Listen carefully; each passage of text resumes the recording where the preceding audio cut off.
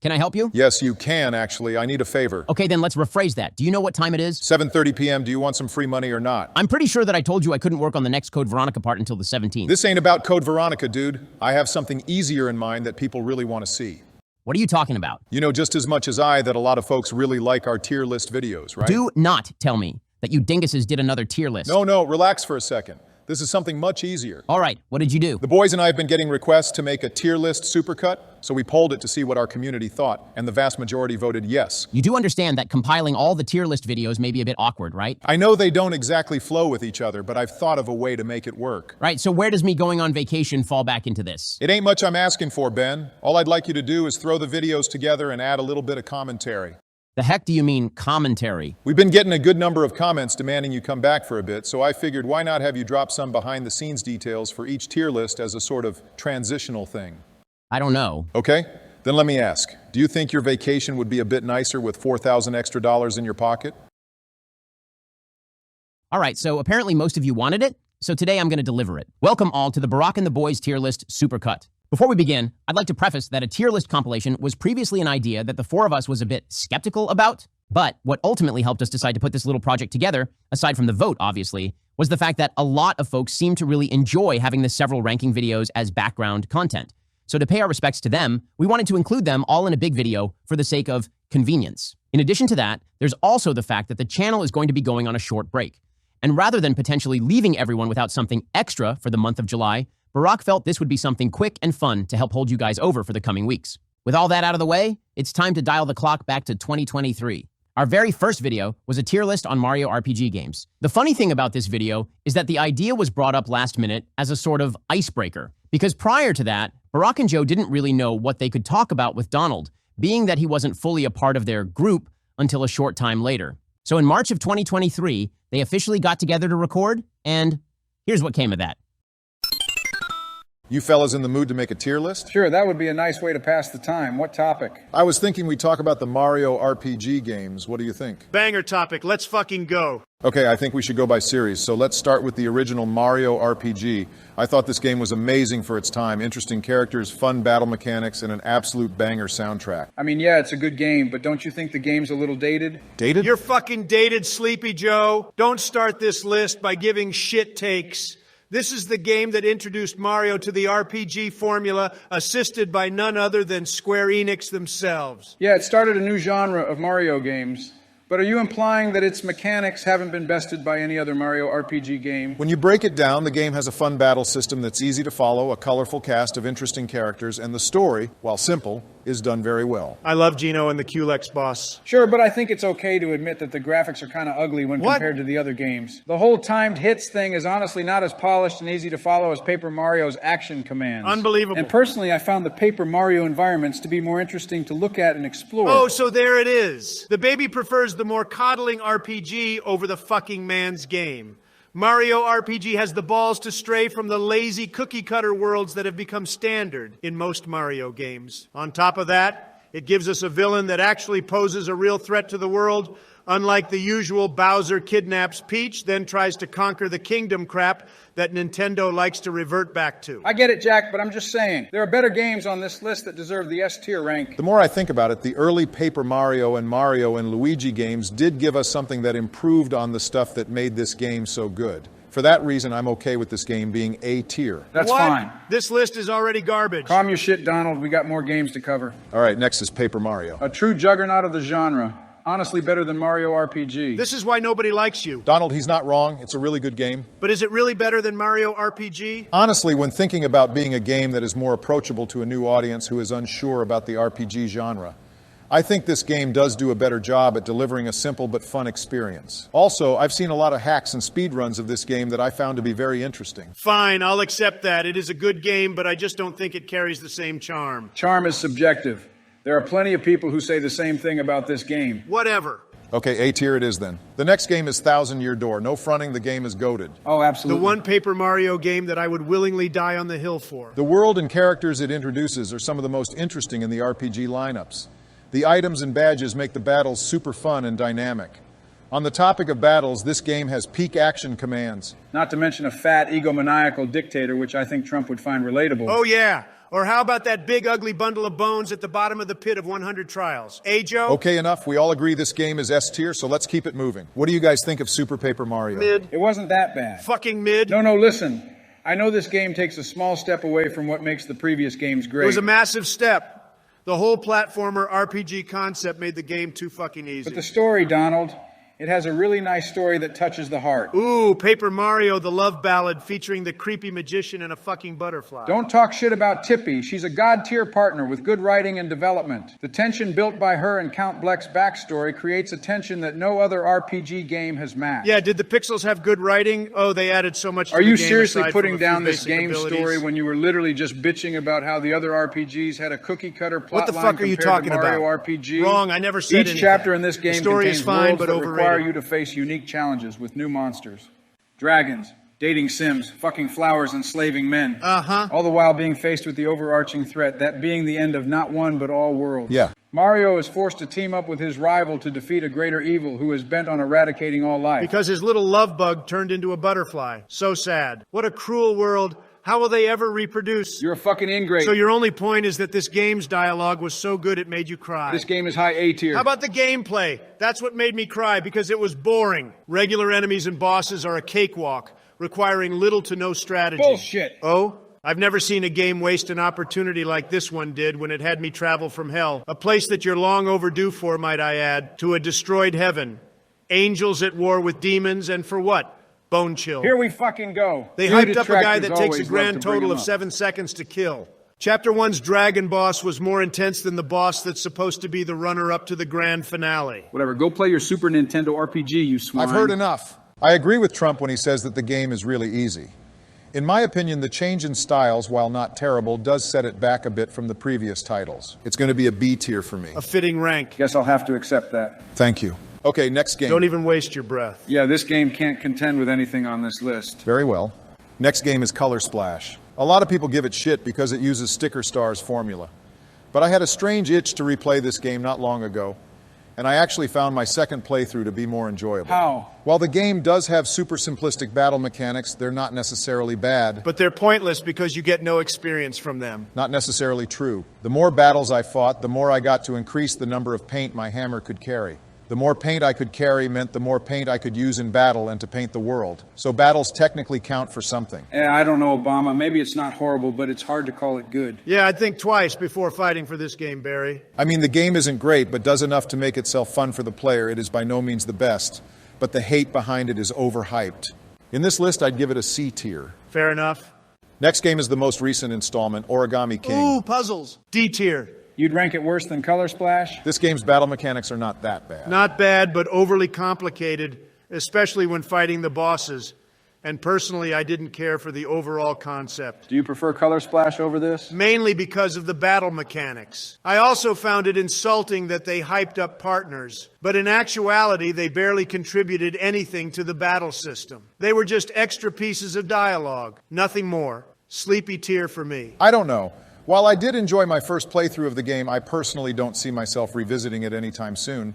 I also found its battle system to be slightly inferior, so I think a fair compromise would be D tier. I guess that's fine. What's our next game? The first dive into the Mario and Luigi series, starting with Superstar Saga. Goat! Yep. This game, while not carrying the same level of drama as Thousand Year Door, still brought an extra layer of spice that made the whole experience a fucking blast. Not to mention the tremendous artwork and the energetic battle system which introduced the brothers' moves.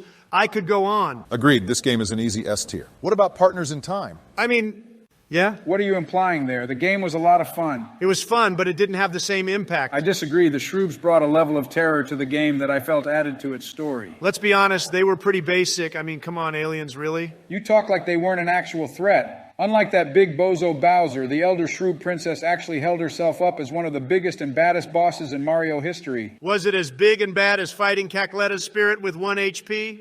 I don't think so. Joe, the game was fine, but compared to the others on the list, I think it sits in the middle, to be honest, unlike the next game, which is also fucking goated. By far one of the best RPGs ever made, I have to agree. The final boss was kind of easy, though. In the final, Joe. Okay, so it's just instantly better because of a music track? In the final. Next is Dream Team. I'm very conflicted because, yes, it's better than the B-tier games, and yet it somehow lacks the oomph that the A and S tier games have. The giant battles were cool. There were multiple parts of the game where I just felt like, Damn, this shit is really still going. I like it. I mean, of course, look at the concept. It's a sleepy game for a sleepy Joe. You walked into that one.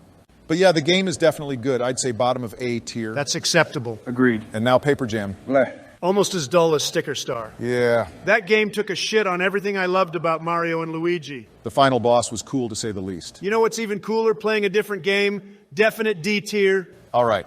That leaves the two Rabbit games. What do you guys think? Played the first game, thought it was mid. Haven't cared enough to look into the second game yet. It was fine, but compared to the other games, yeah, I think C tier fits them best. It's honestly a different kind of RPG that sets it far enough from the other games that I think their inclusion is a little inappropriate for this list. Fucking mid shit. Okay, that does it. Good work, boys. I think this is a pretty strong list. I agree. What should we do next? I think I have something in mind. What's that? Something that I've been working on for my boy Donald here. Oh boy, Sleepy Joe's been working on a present for me. What is it? Gosh, this old editing style was pretty cringe, not gonna lie. It's also kind of funny hearing how stiff these guys were back around the time they started. They've definitely come a long way, no denying that. But anyway, after a silly little Minecraft map and a rather stress-inducing Mario Party 5 gameplay, the boys returned to tier list making with mainline Mario games being the topic. I can definitely confirm that by this particular point in the series, Donald and I had started to mesh into the group pretty comfortably, with me obviously taking more of a back seat when it came to joining in on videos. This would sort of mark the beginning of a rather long and eventually frustrating period where the chronology of our story became a hot mess. So let's jump ahead to September of 2023 to relive this surprisingly popular classic. You guys down to jump into another tier list? Sure, what's the topic for today? The mainline Mario games. An absolutely tremendous series, simple to pick up and enjoy. Let's jump right into it. All right, so I think we'll start this by going through the 2D games first. How do you guys feel about the original Mario Brothers? This was the game that laid it all out. A true classic. A gaming icon. What are you fucking babbling on about? That game is dated as shit. Excuse you? You heard me, Joe. The only thing I can say about this game is that it's good for speed running. Nothing more. Donald, this game is one of the most nostalgic pieces of art of this time. No, the fuck it isn't. Yeah, I disagree with that statement as well. Joe, your nostalgia of playing this old dust heap with Moses back in the day are not shared by anyone else. The game ain't that old. This game is a fucking dinosaur. The hunter-gatherers used it to beat their prey to obtain nourishment. All right, Donald. This game was there, basking in the sunlight of the planet's first dawn. We get it. It's old. I can keep going. Please don't. Joe, in a list next to all these other titles, where would you put this game? Well, I'd like to see it in either B or C tier. I know the formula has been improved on, but we got to pay our respects to the OG. Okay, Donald, what about you? All jokes aside, I truthfully don't hate the game. But because the later installments did a good enough job improving what this game introduced, I think it's fair that it has a lower rank. Maybe D tier? I'm sorry, Joe, but I also share Trump's opinion on this game. It's not terrible, but there are better games. I can live with that. The next game is Lost Levels. Now this game can fucking eat it. Yeah, I have to agree. It's one thing to want to make an enjoyable hard game. This game, on the other hand, believes that bad level design mixed with clunky controls equals a fairly made challenge. Sleepy tier. Agreed. Next is Mario 2 USA. Truly the better sequel. Not that I'm surprised, anything branded by the United States is of high quality status. Didn't this game blatantly rip off another game? No, it just borrowed assets. No, it quite literally stole everything from Doki Doki Panic. Wrong, it just improved upon what it had. By turning the original sprites into Mario characters. Joe, stop talking about Dookie Dookie shitstain. Nobody remembers or cares. I know, I'm just saying. This game was made because it was believed that the original Lost Levels would be too difficult and not as appealing to the U.S. audience. They wanted to hide their garbage. The game itself is fine. Although, while mechanically better than the original Mario Brothers, I still find it to be more forgettable. I like that each character has different abilities. My favorite character is Peach, because she just floats over all the bullshit. But the final boss was by far the worst in Mario history. Yeah, I didn't really care for Ward either. Would it be fair to put it in C tier? I think that's fine. No complaints here. Cool. Now, before jumping into the next mainline title, I'd like to cover the two spin-off games. Mario Land 1 and 2. I really enjoyed both of these. For the time, they were nice games to play on the handheld. I particularly enjoyed playing them during road trips. The second one was fine, but the first was definitely clunky as fuck. Honestly worse than the original, which actually is a step above Mario Land because it has color. It also had pathetic bosses. But you got to admit the shooter levels were cool. Yeah, but there were only two. Maybe it would have been better if they did a bit more to stand out. I guess it'll be a D tier for the first one. What about the sequel? I enjoyed Mario Land 2 because it has more of a personality. Not to mention the levels had gimmicks which were actually pretty cool even by today's standards. You have a Halloween forest, a massive house, space, even a giant Mario mech. He also appreciates that they made him the final boss. Oh, haha, Joe, real fucking knee slapper there. This game definitely did have one of the better final bosses on this list. It's not often that we have Mario enemies smart enough to use power-ups in battle. I know, I wish the bosses did that more often in the series. But let's be honest, the game is still a bit aged. Compared to the other games, yeah. But I won't say it's bad, it's a great Game Boy title. C tier for me. Yeah, I think this game is on equal grounds with Mario 2 USA. That works for me. C tier then. The next game is Super Mario 3. Oh, no. What? What's wrong, Joe? Obama, I know where this conversation is going to go. No, Joe, go ahead, say your piece. What is this? What's going on? Okay. I believe that this game is an easy Wrong. S tier. Okay, no, fuck you. Nope. It is. Mario World's better. Oh, Jesus, no. Don't worry, Barack, I'll make this quick. By admitting you're wrong, I am absolutely not wrong. Yes, you are. Super Mario World is No, inferior Joe. to Mario 3. L take. Okay, then let's settle this. I'm just going to go ahead and sit back for this. Well, for one, if you're talking about the NES version of the game, it looks fucking ugly as shit. Shut the fuck up. Dated graphics with flickering backgrounds and that nasty NES static shit you call a soundtrack. Are you out of your fucking mind? So don't even talk to me about the NES version. The only good version is from All Stars. Okay. Second, and one of the most important facts, not opinions, Mario World has better controls. Period. For the love of God. And there's more. I'm talking, Joe. You're talking nonsense, Donald. I am not. Fucking painful. Every word you speak. Prove me wrong. Listen for a second. Mario World is a great game. It's not just great, it's super, Holy cow, Joe. Donald, please, 1 second. Okay, fine. What? Mario World is great. But when it comes to power-ups, level design, and variety, I think Mario 3 has got it beat. It fucking doesn't. I'm sorry, but it does. You must have been asleep during your playthrough, Joe. Because Mario World also has fantastic level design that promotes exploration. Alternate paths that lead to bigger and better challenges. Unlike Mario 3's point A to point B style of levels. Also, Joe, the levels are lengthier and just more interesting to go through. Mario 3 has its fair share of long and interesting levels, too. Sure, but imagine playing with that clunky-ass rectangle controller. Come on, man. Are you actually saying the controls are bad? They're not bad. It's just Mario World did it better. Mario World gives the player the best levels with the absolute best controls. So what's the problem? The problem is that you were going to go on about how Mario World is inferior, when in actuality, it's an S-tier game that holds up much better than Mario 3. So you're basically fighting my belief that Mario 3 is an S-tier game. A sheer battle of opinions, nothing more, right? That's what it sounds like. Mario 3 on the NES is dated. That's it. Okay, but like you said, there's the All-Stars version, not to mention the port on Game Boy, which also holds up pretty well. You're slurring, Joe. Having some doubt? Fuck off, I'm not slurring. You know, I did like playing Mario 3 on Game Boy. Yeah, well, that game had Boom Boom, the easiest boss in Mario history. You're talking shit about Boom Boom when you got Morton Koopa from Shut the Castle fuck 2? up, Joe. Come to think of it, all of Mario World's bosses were fucking sorry as shit. They really were. Yeah, well, it has the better Bowser fight. Oh, you mean the one where he flies around and supplies you with projectiles? It's not that fucking easy, Joe. Plus his castle was ruined by the back door. At least you actually fight the guy. Unlike in Mario 3, where you just wait around occasionally dodging his ground pounds until he eventually fucks himself. You know what? What? Mario 3's got the airship levels. What do you got? Ghost Houses, the Star Road, and Special Zone. I also got the best power-up in the fucking series. Oh, you mean the one that lets you skip the entire game? You like broken power-ups? I like it because it grants me the ability to have fun in each level. By skipping it. It's more than that. What's crazy is that we actually play levels in Mario 3. Mario 3 Chads gear up in our Hammer Bro and Tanuki suits and fucking run through monsters while you Mario World beta bitches puss out and Oh fly my over fucking them. God, listen to this douchebag. Hey man, I'm just bringing it down to your level. All right, enough, please. Barry, one of these games is going into A tier. It looks like it's going to come down to your choice. I mean, they can't just both be S tier. Not after all this. Suit yourselves, honestly, I was just going to say they're both S tier, but since this is now a pissing competition, I'm happy to oblige for entertainment. So let's break it down. Mario 3 was the original game to introduce the different worlds and levels that ended up becoming staples in the franchise. Mario World was the first game to introduce Yoshi. That's true, we have Yoshi, Joe. Would you shut up, man? Mario 3 had the best lineup of power-ups. Mario World granted the player a power-up that allowed them to explore each level in creative ways. It's also better for speedrunning. Fucking Christ, man. Both games have easy bosses. Both games have amazing soundtracks. And both games are absolute masterpieces when it comes to the 2D platformer genre. In my opinion, Mario World is the more replayable game. Boom! God damn it. Eat shit, Sleepy Joe. Thanks, Obama. Now he's never going to let this go. I'm sorry, Joe. I hate to give him the W like that. But when it comes down to it, I've been more eager to revisit Mario World than with Mario 3. One of the most important things to me with these kind of games is their replayability. I also used to play Mario World on Game Boy. Oh, I'm sorry, that version fucked up the music. There were many, many times where I had an impulse to breeze through the game while on the road. And then there were other times where I would be hanging with a friend and they'd want to chill for a few hours and 100% the game with me. I'm not saying you can't do those things with Mario 3.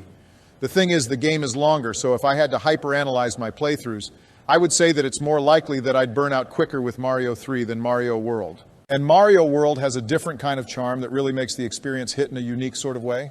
That is why I think Mario World is better. When you put it that way, I can understand your decision. Excellent points, Barry.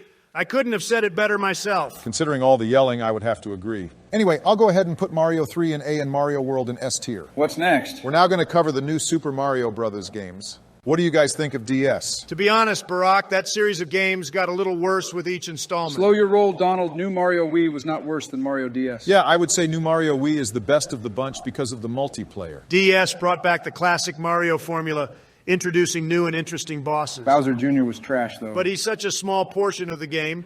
And I appreciate that they tried to switch up the fights with their settings. Yeah, the game also introduced Dry Bowser, who I think is cool. The final boss was pathetic. Just spam fireballs and you win. Coming from the guy who tried to hype up the original Mario where you just run past Bowser in the blink of an eye. I'm cool saying DS and Wii are both A-tier games. DS recreated the formula, and Wii improved upon it with multiplayer, badass power-ups, and an epic final boss. Agreed, A tier. But New Mario 2 and U Deluxe were trash. Oh, absolutely. Yeah, they were just trying to ride the hype. I'd say New 2 is the most forgettable game on this list. U Deluxe had okay levels, but when you break it down, it's just a boring version of Wii with a shittier final boss. So D tier for New 2 and C tier for U Deluxe? Yep. That works. Nice. Now, gentlemen, it's time to dive into the 3D games with one of the GOATs, Mario 64. This game's cover is the picture you see when typing nostalgia. Agreed. If it's anything, the camera was a little clunky at times. Skill issue. It's easy to work around if you know how to work it. Let's not forget the cultural impact this game had on the video game industry as well as the internet. It's one of the most talked about games, if not the most,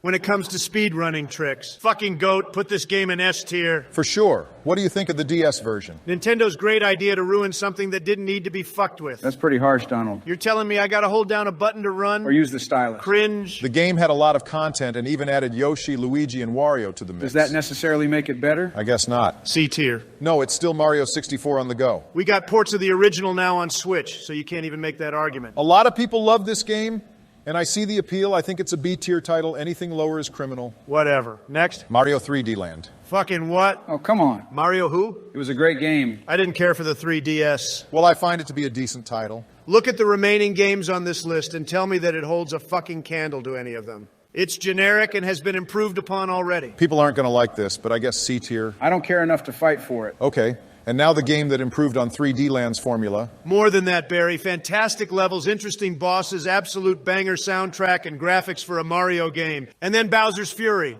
the game that finally made that dude terrifying. Fucking goated game. More of an A for me. Do you hate video games? Bowser's Fury is fine, but it's just one big watered-down Mario Odyssey level with a repetitive boss fight. 3D World also has a tendency to have reoccurring bosses, which gets old after the second or third encounter. What the fuck ever? Put it in A then. All right, now Odyssey. If you put that game under S tier, I'm leaving. That game brought the love back to 3D Mario. With so much content, it makes your head spin. That dragon boss was kind of a letdown, though. I also feel like the final boss was a bit underwhelming. Donald? Calm down, Joe. It's an S-tier game. Yeah, I agree.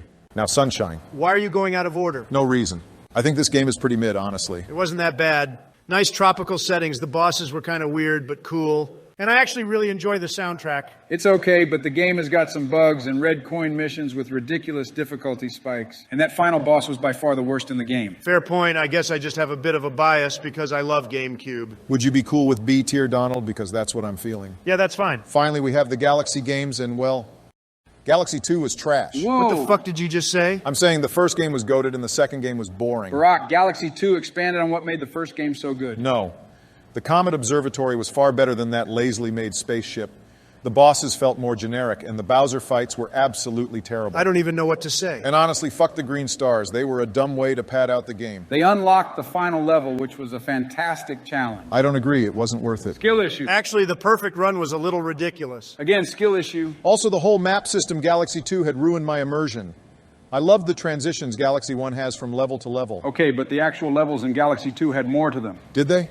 They didn't feel that much different. They added Yoshi. In a few portions, sure, but he wasn't that remarkable. Holy shit. I'm sorry, guys. As far as I'm concerned, this game is just a generic DLC pack to a much better game. What are you talking about? Sorry, what Donnie, a that's stupid just the fucking way I see it. statement. Literally the dumbest thing anyone can say about Mario Galaxy 2. So are you actually going to sit here straight-faced and tell us that Galaxy 2 is bad? Like actually a bad game. I mean, no, maybe B tier at No best. fucking way, Barack. You're being too critical. It's an S tier game. It's not. It didn't have the same charm. It felt empty. Your head is empty. Can we just meet in the middle and say A tier before we kill each other? Okay, but like how high up in A tier? Because it ain't better than Mario 3 or 3D World. Did you take some of Joe's medication? That is by far the biggest L take It's not I've a take. ever heard. It's a fact.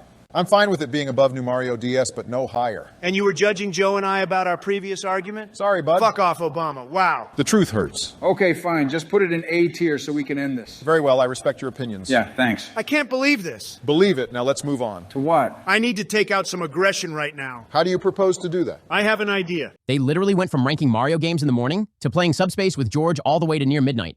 I'm still surprised that they were able to do that without feeling tired. The next and final tier list of 2023 takes place in late October, before certain events. I'm telling you, Joe, you can get it anywhere. Like I get it at the Walmart off of Belvedere, which is just a quick drive. $55, which is nothing, especially for you. Right. And I use it pretty much on the days where I know I'm going to be out and about for a while. Speeches, golfing, interviews, you know, all that. I'm not big on skin products, though. Like, I don't really think I need it. Joe, at your age, you need to be conscious of your skin.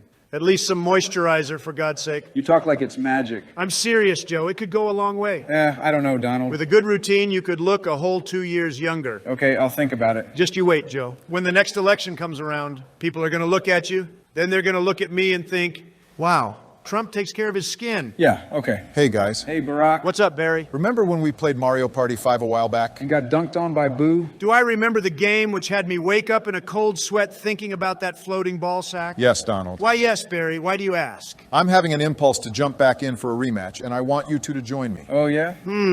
An interesting idea, but I don't know. Look, I know that it was frustrating, Donald, but I actually have an idea which could get us in the mood. What you got? Well, we haven't done a tier list in a hot minute, so I figured why not do one on the Mario Party series? To get the juices flowing. Yes, Joe. That actually sounds like a great idea. Cool. I already got the list going. How should we get this party started? Should we start with the handheld games? Ooh, yeah, we can start with one of my most favorite portable titles. Yeah, I couldn't tell you how many hours I put into Mario Party DS. I personally think that it's one of That's a great game, too, but I'm referring to a different title. What, the Switch games? Personally, I don't consider those Mario Party Advance. I feel something coming. Is there something wrong here? Joe. Let me tell you a story. Oh, my God. It was the summer of 2008, a little while after Barack had chosen me to be his VP. Before the two of us hit the road together to travel the country, Jill had presented me with a congratulatory gift. A nifty little Game Boy, which was a really cool navy blue color. In that Game Boy was a single game, the first one she found in the store, she told me. That game was Mario Party Advance. Did she pull it out of the bargain bin? Donald. I'm serious. Mario Party DS had come out a year prior. She really went with that game? Yes, Donald. I played it every time Barack and I were on the road, completing all the missions and collecting all the gadgets. Truly, it was a wonderful game to pass the time. You really did put a lot of hours into that game. So am I really about to listen to you prepare a case for why this game is a high-tier title because of nostalgia? I mean, I'm thinking about it, but... Come on, Barry. How do you feel about Advance? Honestly, I don't really care for it. Oh, Barack, come on. Joe has his reasons for liking the game, but I think it strays too far from what makes a high-tier Mario Party title. Thank God, Barry, the voice of reason. So you don't care for it, but would you call it bad, Barack? Joe, we're talking about a Mario Party game which only has 4 playable characters. And it puts most of its energy into its single-player mode. Okay, I can understand the small roster, but what's your beef with Shroom City? Mario Party is supposed to be about a fun, chaotic multiplayer experience, not a boring compilation of forgettable errands. Errands, Donald? Yes, Joe, errands. That's so shallow. What do you mean? Joe, the Shroom City campaign is mid at best. I disagree. The characters you meet in Shroom City have really enjoyable dialogue, and they each go through a wacky situation, some of which I find to be pretty touching. Like the gambling game where you help the penguin win enough money so he can buy his lady a pretty ring. Or the Thwomp mystery where he calls the police just so he has an opportunity to make friends because he can't leave his house. Hell, you even help a struggling comedian find his inner confidence by helping him with his performance. Do not try to talk up that mission. It fucking sucked. Yeah, you may have a point there. But my point here is that there's a lot of creative types of missions and mini games you play that I think make it a fun ride. Even the gadgets that the characters give you are fun to mess around with. The final minigame Bowser throws at you was pretty disappointing, though. Maybe, but Trap Floor is still pretty addicting to play. Fair. So where would you place this game, Joe? Because if you ask me, I think this game is an easy D. Possibly even sleepy tier if we're going to compare it to the other installments. No fucking way, man. The game ain't that bad. While it may be different, I think it still holds its own unique charm, which makes it an interesting game to revisit even after all these years. Besides, it was a Game Boy title, Did you really expect it to go as hard as the mainline games? I mean, if you're going to say that this game's experimentation was a miss, one could at least argue that it was more excusable than the crap that they made for the 3DS, and especially both 9 and 10. I think I can get behind that logic. you're so easily swayed. Look, I'm not going to stand up to defend Advance, but I would at least say I'd likely revisit it before the 3DS games. With that said, I'm thinking C tier would be fair. Do you agree with that, Joe? That's a fair ranking. Fine, put it in C then. Now, before Joe brought up Advance, Donald, you were talking about DS. Yes, that game is truly exceptional for a handheld title. I agree. I thought the gimmick of everyone being small was really creative. It gave us a fantastic series of boards like Bowser's Pinball Machine, which I think is among one of the best boards in Mario Party history. Definitely one of the GOATs for sure. I really enjoyed the puzzle modes. I remember playing each one of them for hours at a time. The story mode also had some decent boss minigames, which were a lot more interesting than the newer bosses seen later in the series. Some of them were okay, but the Bowser battle was actually kind of sad. But you know, this was a Mario Party that I never really got to enjoy as a multiplayer experience. I could never get anyone to play with me. I can't say the same. I had a few business colleagues that used to play this with me in between meetings. Yeah, same. So where would we rank this game? Is it worthy of S tier? No, I don't think so. It's more of an A for me. Really? You think so? While it is a fantastic game, especially for DS, I personally think that there are other games in the series that did a better job at being a replayable experience. Going off of what Joe said, if you try to revisit the game now, it's likely to be a solo experience, as quite a few of the other titles are a lot more easier to pick up and play with friends, whether it be through consoles or emulation. Yeah, that's true. A it is then. Okay, so Joe, you're a bigger 3DS guy than both Donald and myself. Based off what you said a moment ago, am I to understand that you didn't like Star Rush or Island Tour? The 3DS had a lot of soulless titles, and both of those games are no exception. Then let me ask you an honest question, Joe. If you ignore your nostalgia and only look at it from a technical standpoint, is Mario Party Advance better or worse?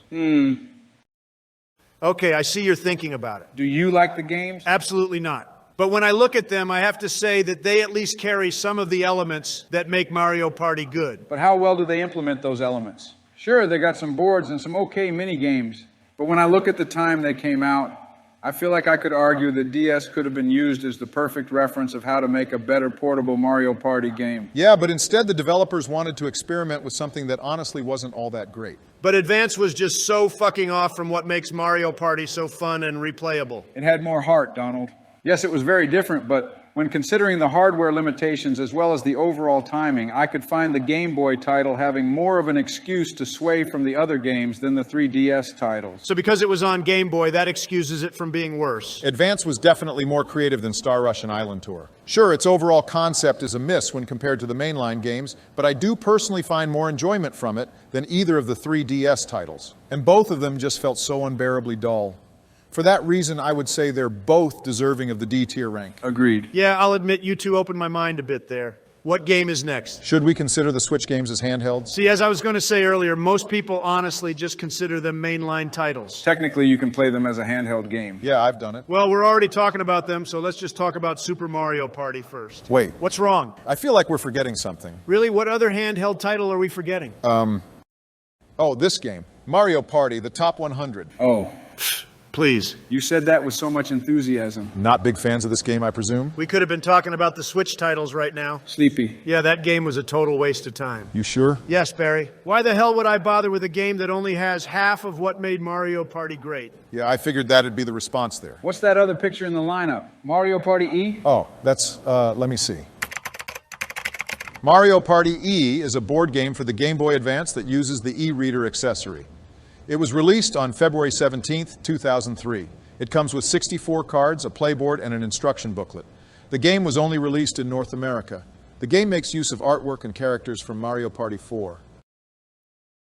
Sleepy tier. Yeah, fuck that. Yeah, no thank you. So back to the Switch titles. Donald, what were you going to say about Super Mario Party? It's one of my most favorite guilty pleasures. Why is it a guilty pleasure? The game's fine. I mean, if we're going to compare the two Switch games, Superstars is definitely superior. In terms of the primary gameplay, yes. And I would argue that Super has the blandest lineup of boards in the franchise. However, the different game modes are enjoyable enough to still make it a pleasant experience. It's also the friendliest Mario Party on the list, as they just throw coins at you for just about everything, even a simple high five amongst teammates in a team minigame. On the topic of teams, I do actually really enjoy the buddy gimmick they went for. I love building up my team every time I landed on an ally space, as it gave me access to different dice and even more support during those ally mini-games. Yeah, the ally gimmick was pretty cool. Speaking of the dice, it's actually funny to think about how this game actually had a tier list. That's true. Oh yeah, I almost forgot about that. Who were the S-tier characters in this game again? I'm looking at a couple of lists right now. Seems like the majority of people believe the best characters to be Wario, Donkey Kong, Bowser, and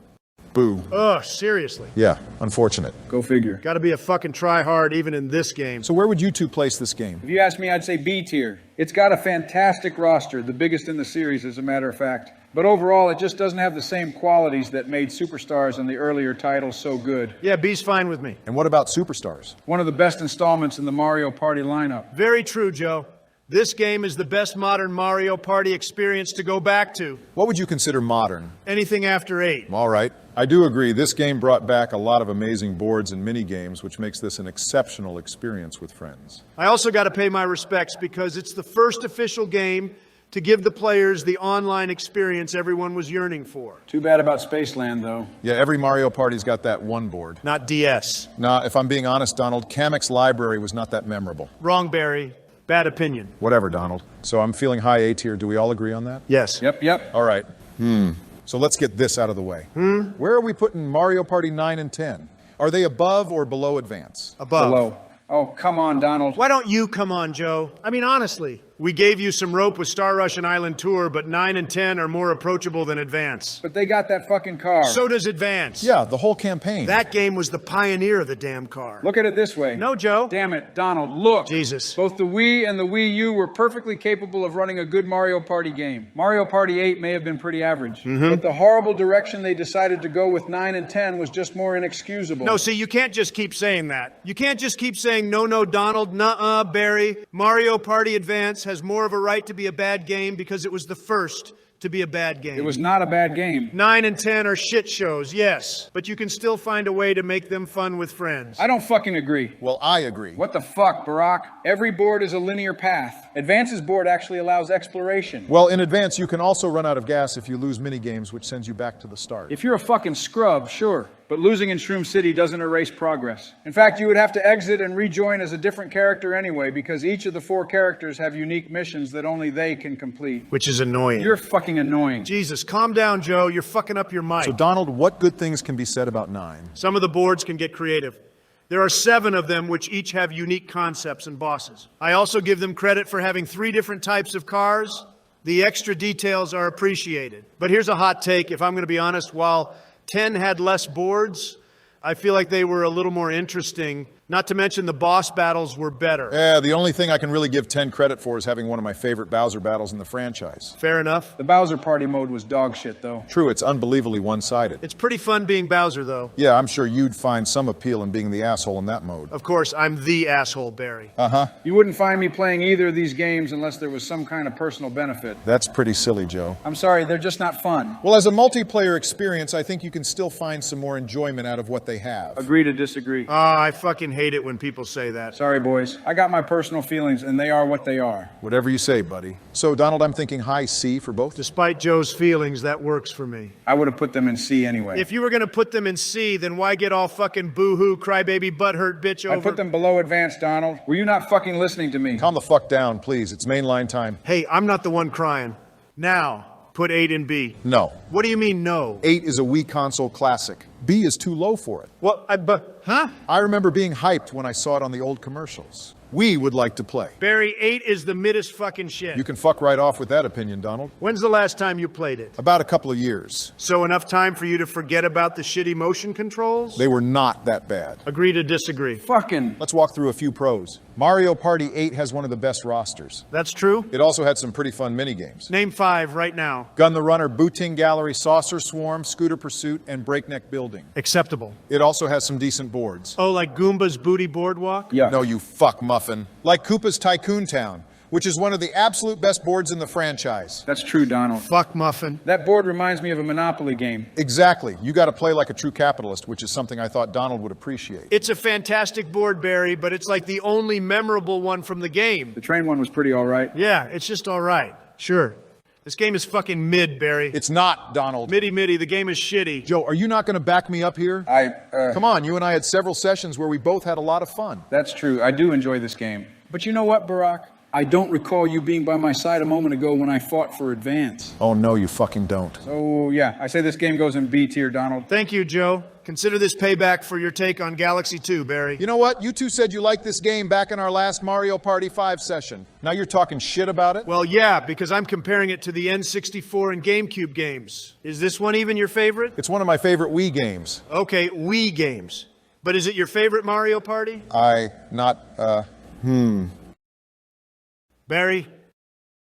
It's not my favorite. It's not your favorite. No. Then why the fuck are you fighting so hard for it? It's the first fucking game I played on Wii, Donald. It's got a special place in my heart. Well, isn't that fucking precious? Now put it in B. Just put it in B, Barack. This is getting uncomfortable. Okay, you're right. I'm sorry. It's fine.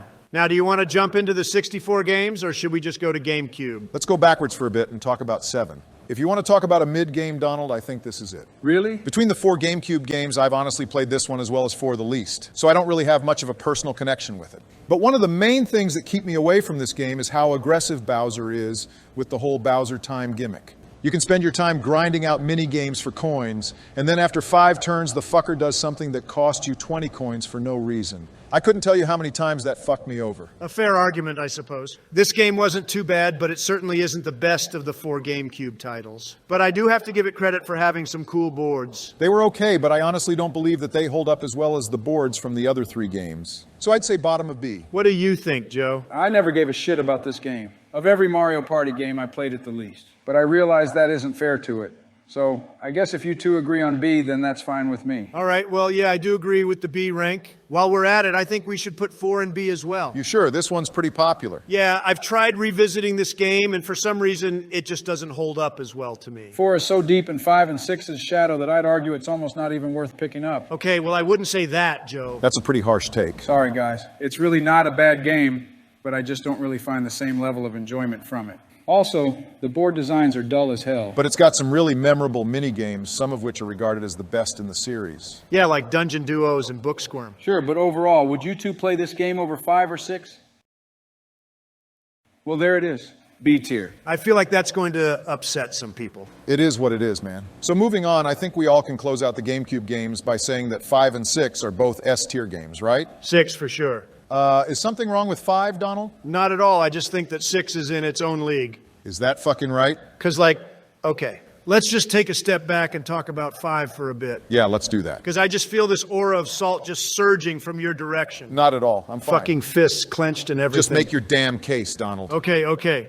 The reason I like 6 more than 5 is honestly because I think they improved on the party mode. The boards didn't feel too large like some of the boards in 5 did, and then 6 also had the day-to-night cycle, which gave each area a unique twist, which kept me on my toes. That's true. I love that gimmick. Fair Square and Snowflake Lake are also some of the best boards in the series as well, if you ask me. It's also cool that they had some unique boards for the solo mode, too. True. And minigame mode also had a lot of really enjoyable modes. You want to talk about extra modes? Here we go. Mario Party 5 had a very fun lineup of modes which provided hours of entertainment for me and my family. But it doesn't stop there. They had bonus modes where you can play volleyball, ice hockey, a fun little card game. Oh, and you know what else? An entire duel mode where you fight people in your own customizable tank. I do agree, that is a cool mode, Barry. But here's a question for you. How many people play Mario Party for its side modes? What? You just fucking propped up Mario Party 6's side modes as examples for why it was better. But now all of a sudden, the side modes don't matter for 5? No, listen. What I'm implying is that at the end of the day, people play Mario Party for its party mode.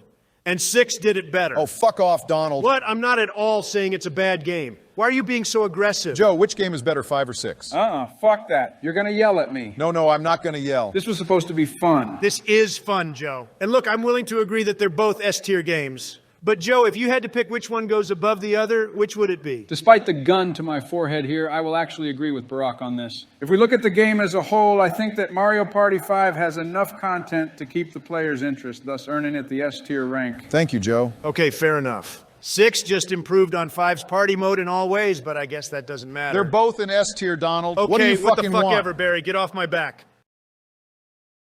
So, Mario Party 1? Mario Party 1. I'm definitely feeling it's a high-tier title. but I'm not sure of its placing if I'm honest. There's no discussion to be had. This is an S-tier title. You sure? It's got no items and the other games have improved on it. I've never been more sure about anything ever, Barry. The sheer level of fuck you energy is so unbelievably charming with this game that it is a must-play for get-togethers. Almost all the mini-games are goated, and the boards are some of the most memorable in the series. I didn't really care for Wario's Battle Canyon. That's unironically one of my favorite boards. You do have a point. The way you can gain or lose coins is absolutely off the wall, and the unlockable blocks that randomly appear keep the game interesting. This is also a certified man's game because of the legal issues it's had in the past. That's not at all how I would put that. The stick-spinning games put hair on your chest, Barry. For the love of God, Donald. I see this as an S-tier game as well, Barack. You think so, Joe? I do. In fact, I'd argue that this game is the most replayable installment in the series. On top of it being really easy for a group to pick up and enjoy,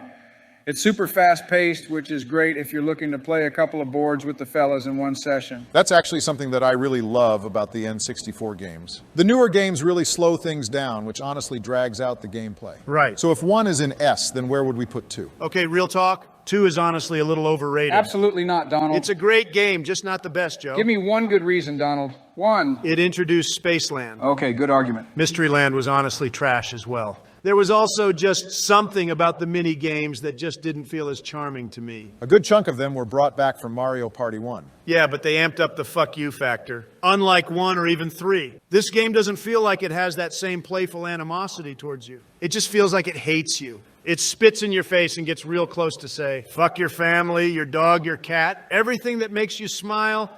Here's a pirate hat. Oh man, the outfits are so cute though. I really hope they'll bring that back someday. Me too. Yeah, they actually are pretty sweet. So you don't think this is an S-tier title, Donald? It's good, but not S-tier good. Well, hey Donald, you like 6, right? Mario Party 2 introduced the day-to-night cycle with Horrorland. Ooh, that's true. And I really do love that board. Yeah, it's definitely one of the top 5 best boards if you ask me. And let's not forget that 2 introduced the use of items. Yeah, but 3 improved the item system exponentially. And honestly, Mario Party 1 still manages to hold up better to me despite having no items. My final verdict here is that I think 2 is top of A. It's great, but I just love 1 and 3 more. What are you thinking, Joe? Yeah, go ahead and put 2 in A. You sure? Yeah, I can live with it being top of A. Okay, top of A. That leaves Mario Party 3, which, I mean, come on. Absolute, definite S-tier game. Goated Items, The Game Guy, a fantastic series of mini-games. Oh, and Waluigi, Barack's favorite character. My boy got his own island. Yes, and speaking of the boards, it's got an incredible bundle of them. The best lineup of all of the N64 titles, no question. All right, well, there it is. Great list, fellas. I know there was some back and forth, but I think we put together a pretty nice list here. While it wasn't 100% intentional, it is kind of ironic seeing that Mario Party is all about the bickering and bitching, you know what I mean? You have a point. And now it's time, boys. Are your juices flowing? Enough with the juices, Joe. I am actually feeling pretty pumped up. Barry, go ahead and boot up Mario Party 5. You ready for that rematch? More than ever. Let's fucking beat that undead prick. So after Boo won a second time, the boys wouldn't do another tier list until early February of 2024. And let me tell you, this one tier list is actually the primary reason for why Barack made it the one tier list of the whole year. Due to it going, well, you know what happened. It was just the most repulsive heap of gunk that I ever mistook for food. And I've had the McRib. You don't like the McRib? No, it's actual dog shit compared to the double quarter pounder. Do you like it, Joe? Nah, it's not my favorite thing on Mickey D's menu, but it ain't that bad. I don't really like it either. Thank you, Barry. Now back to the main issue here. That patty melt felt like an attack to my character. Donald, you say this every time you go to Burger King to try something. Why do you even bother at this point? Because it was a fucking patty melt, Joe. Do you just expect me to pass up a possible good patty melt experience? Man, I'm just saying you should have known what you were getting into with that. Just watch, Joe. Joshua Cubs is going to answer for this shit when I'm president. Wait, hold on a second, guys. What is it? I was scrolling through Tier Maker just now, and I think I found something interesting. What you find? Looks like a tier list on relevant Nintendo consoles and handhelds. Ooh, you thinking about doing another ranking? Would you two be down for that? Absolutely. Yeah, that actually sounds pretty fun. And that's actually a very interesting topic, too, because it's very touchy for a lot of people. What consoles are listed? Is it pretty much just NES to Switch? Right, and for handhelds, it's OG Game Boy to the 3DS. Oh, no Virtual Boy? No. What the hell is there to even say about the Virtual Boy, Joe? Wait, I don't know. Wasn't it an iconic piece of hardware? Not sure if iconic is the right word for it. It was iconic for how ridiculous the whole thing was. But we know that waste of hardware would go in sleepy tier anyway, so what's the point in talking about it? There is no point, I agree. Okay, no big deal. Barack, can you screen share the list? Yeah, about to have it up on the monitors right now. I'm trying to think, Barry. How exactly can we rank handhelds with consoles on a single list? Is that even fair? I mean, I certainly think it's possible to do. We just got to look at each system and analyze what we consider to be accomplishments. Wait, what the fuck is this? What's wrong? Where's the Game Boy SP? I only see the advanced model. Oh, is that not on here? No, and I don't see the DS Lite or DSi either. Well, whoever made the list probably just didn't think to include them. So to make up for it, what we can do is lump the SP with the Advance and the Lite and DSi with the original. You can't lump the DS Lite with the OG DS. And if you ask me, the SP was the superior way to play Game Boy. Joe, don't worry so much about this. We'll make it fun. You guys say that every time we do one of these before it goes to shit. Joe, I can't find another list that has every system included. We're going with this one, and we're going to make it work, I promise. Fine, whatever. Okay, so what do you think is worth considering when we're ranking these systems? What comes to mind for me are the specs, games, sales. See, again, it's kind of hard when you say specs because we're ranking handhelds with consoles. I mean, some of the handhelds outperformed a few of these older consoles, so is it really unfair? Well, I mean, give me an example of an inferior console. Easy, the NES. Are you... While I do respect the console, I also consider it a pointless system to return to in 2024. Barack, the Nintendo Entertainment System was one of the biggest key players to relaunch the video game industry. It was simple to use and not terribly unreasonable with its pricing for the time. And it had a huge bundle of games, a lot of which I'd argue were the pinnacle of timeless classics, both exclusive and third party. Be that as it may, Barry actually did make an interesting point that caught my attention. What, Donald? It's 2024, Joe. You still busting out the old box TV with that RF adapter to play those timeless classics? No, but what does that matter? Are you really not seeing the point that it's so old that you can't even play it on a normal TV? No, the NES had composite cables as well, so you can't make that argument. Not that much better, to tell you the truth. So are you guys actually suggesting that we put this console down because of its age? I mean, how long does it need to be before that's reasonable to say? And to clarify, I'm not saying it's a bad console, Joe. We just have other, more convenient ways of playing NES games nowadays. Yeah, Switch Online, emulators, virtual console. Well, I can make the same statements about the Super Nintendo. But you two would say that the Super Nintendo is an S-tier console, right? Am I right or am I wrong? The Super Nintendo, on top of being more powerful, had better games which appealed to a wider audience. Some examples?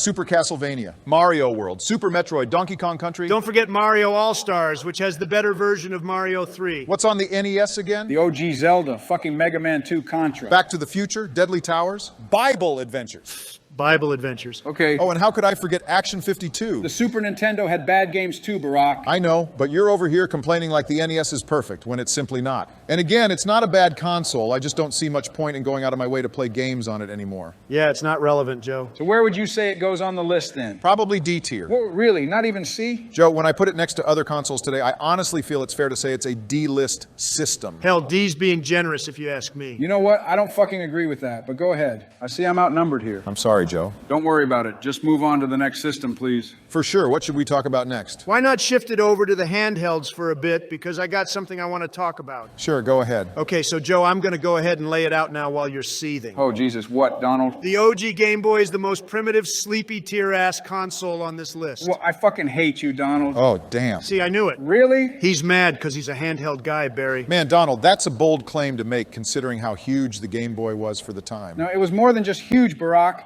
The Game Boy was the longest-running console, spanning a 14-year lifespan. It outlived 3 consoles and was there to greet the GameCube for about 2 years before finally kicking the bucket. Oh, I know. I also remember it being inducted into the Toy Hall of Fame in 2009, years after its discontinuation. What are you, fucking Wikipedia? Huh? What the fuck do I care about a Toy Hall of Fame when I can't play Mario Land without the lights on? The system had a lot of charm and a fair share of accomplishments, Donald. Again, all the fame and glory, but no fucking backlight. Oh, shut the fuck up. You want to know what else, fellas? There's literally no point in busting out your old brick to play the classic bangers because the Game Boy Advance has backwards compatibility. Backwards compatibility, Joseph. Wow, that is a really good point, I gotta admit. So are we basically saying fuck everything about the original Nintendo and Game Boy because they're old? I mean, yeah, I am. Oh, go fucking figure, because you're some kind of new generation gamer. Look, He likes his hip new consoles with the totally unforgettable titles like fucking Fortnite. What are you fucking on about? Do the floss, Donald. You're so damn butthurt, it's honestly cringe. Can we have a moment of silence, please? Come on, man, am I acting out of line here, Barry? This is literally the second entry and we're already at each other's throats. Let's just take a breath for a second and think about these placings. Okay. Fine. So why don't we start with Joe? Where would you place the Game Boy and Game Boy Color? Personally, I think the two are on similar grounds, so I'd lump them together. Well, see, I don't even know if you can lump them together because the Game Boy Color had 3 times the memory and just ran games a lot better. Well, I mean, you're talking pretty highly of the original. Would you rank the color higher? The original is a C at best, and the color is a low B. No fucking way, Joe. See, here he goes again. Well, Joe, There's no fucking way that you're gonna lump those old fucking bricks, which didn't support nighttime gaming, that high in the list. I don't care what they did 80 fucking years ago, Joe. They could have flown to the fucking moon and back and it still wouldn't have changed anything. An original Game Boy actually did survive a bomb explosion during the Gulf War. Fantastic, Joe. I'll be thinking about that when I position a flashlight at the screen to see Pikachu. You know, Nintendo actually did support accessories which address this backlight shit you're bitching about. Prime example being the Light Boy. Yeah, there was a lot of things that you could hook up to the Game Boy back in the day. Do you actually consider forking over more money for something basic a plus for this piece of shit? Not really. Buying a Game Boy with a cartridge is already enough. But now you're telling me I gotta buy this hunk of plastic, which I'm sure takes multiple batteries at a time? They were still trying to figure shit out, Donald. Man, fuck that shit. I'll just play the Super Nintendo. Barack, you're a critical thinker. Yeah? Do you, hand to God, believe that the original bricks can be compared to the other consoles? Joe, he kind of has a point. Of fucking course, Barack. You have a connection, I get it. But he's making logical points here. Can we at least say that they're better than Virtual Boy? Yeah, of course. Who's even talking about the Virtual Boy, Joe? I know, sorry, I just want to feel better about this with humor. You're fine, big guy, I get it. So I'm thinking we put the original in Sleepy in the color and low D? Go ahead. Works for me. All right. Now how about we relax by talking about something we all like? Which of these consoles do you two think we can agree is an A or S tier system? Well, earlier we were talking about the Super Nintendo. I think it is an incredible classic console with some of the most replayable games out there. I'm also going to give it credit for having the Super Game Boy, which was an add-on which allowed you to play classic Game Boy games in color, Joe. But yeah, amazing controller. Damn good marketing. And it moved a decent number of units at the time. About 50 million, right? 49.1. Close enough. But you know, a lot of people think it's overrated. Oh, like you? I didn't say that. Well, it sure sounded like it when you tried calling it out during your NES episode. No, look, guys. I don't hate the Super Nintendo. You see, there was this weird gap for gaming with me. I played games around the NES and Game Boy era, then sort of phased them out for a bit until around 2006. What got me gaming again on a regular basis was the Game Boy Advance I got as a gift, followed by the Wii and whatever came after. So I didn't get much time with the SNES as you two did. But for the time I played it, I thought it was pretty neat.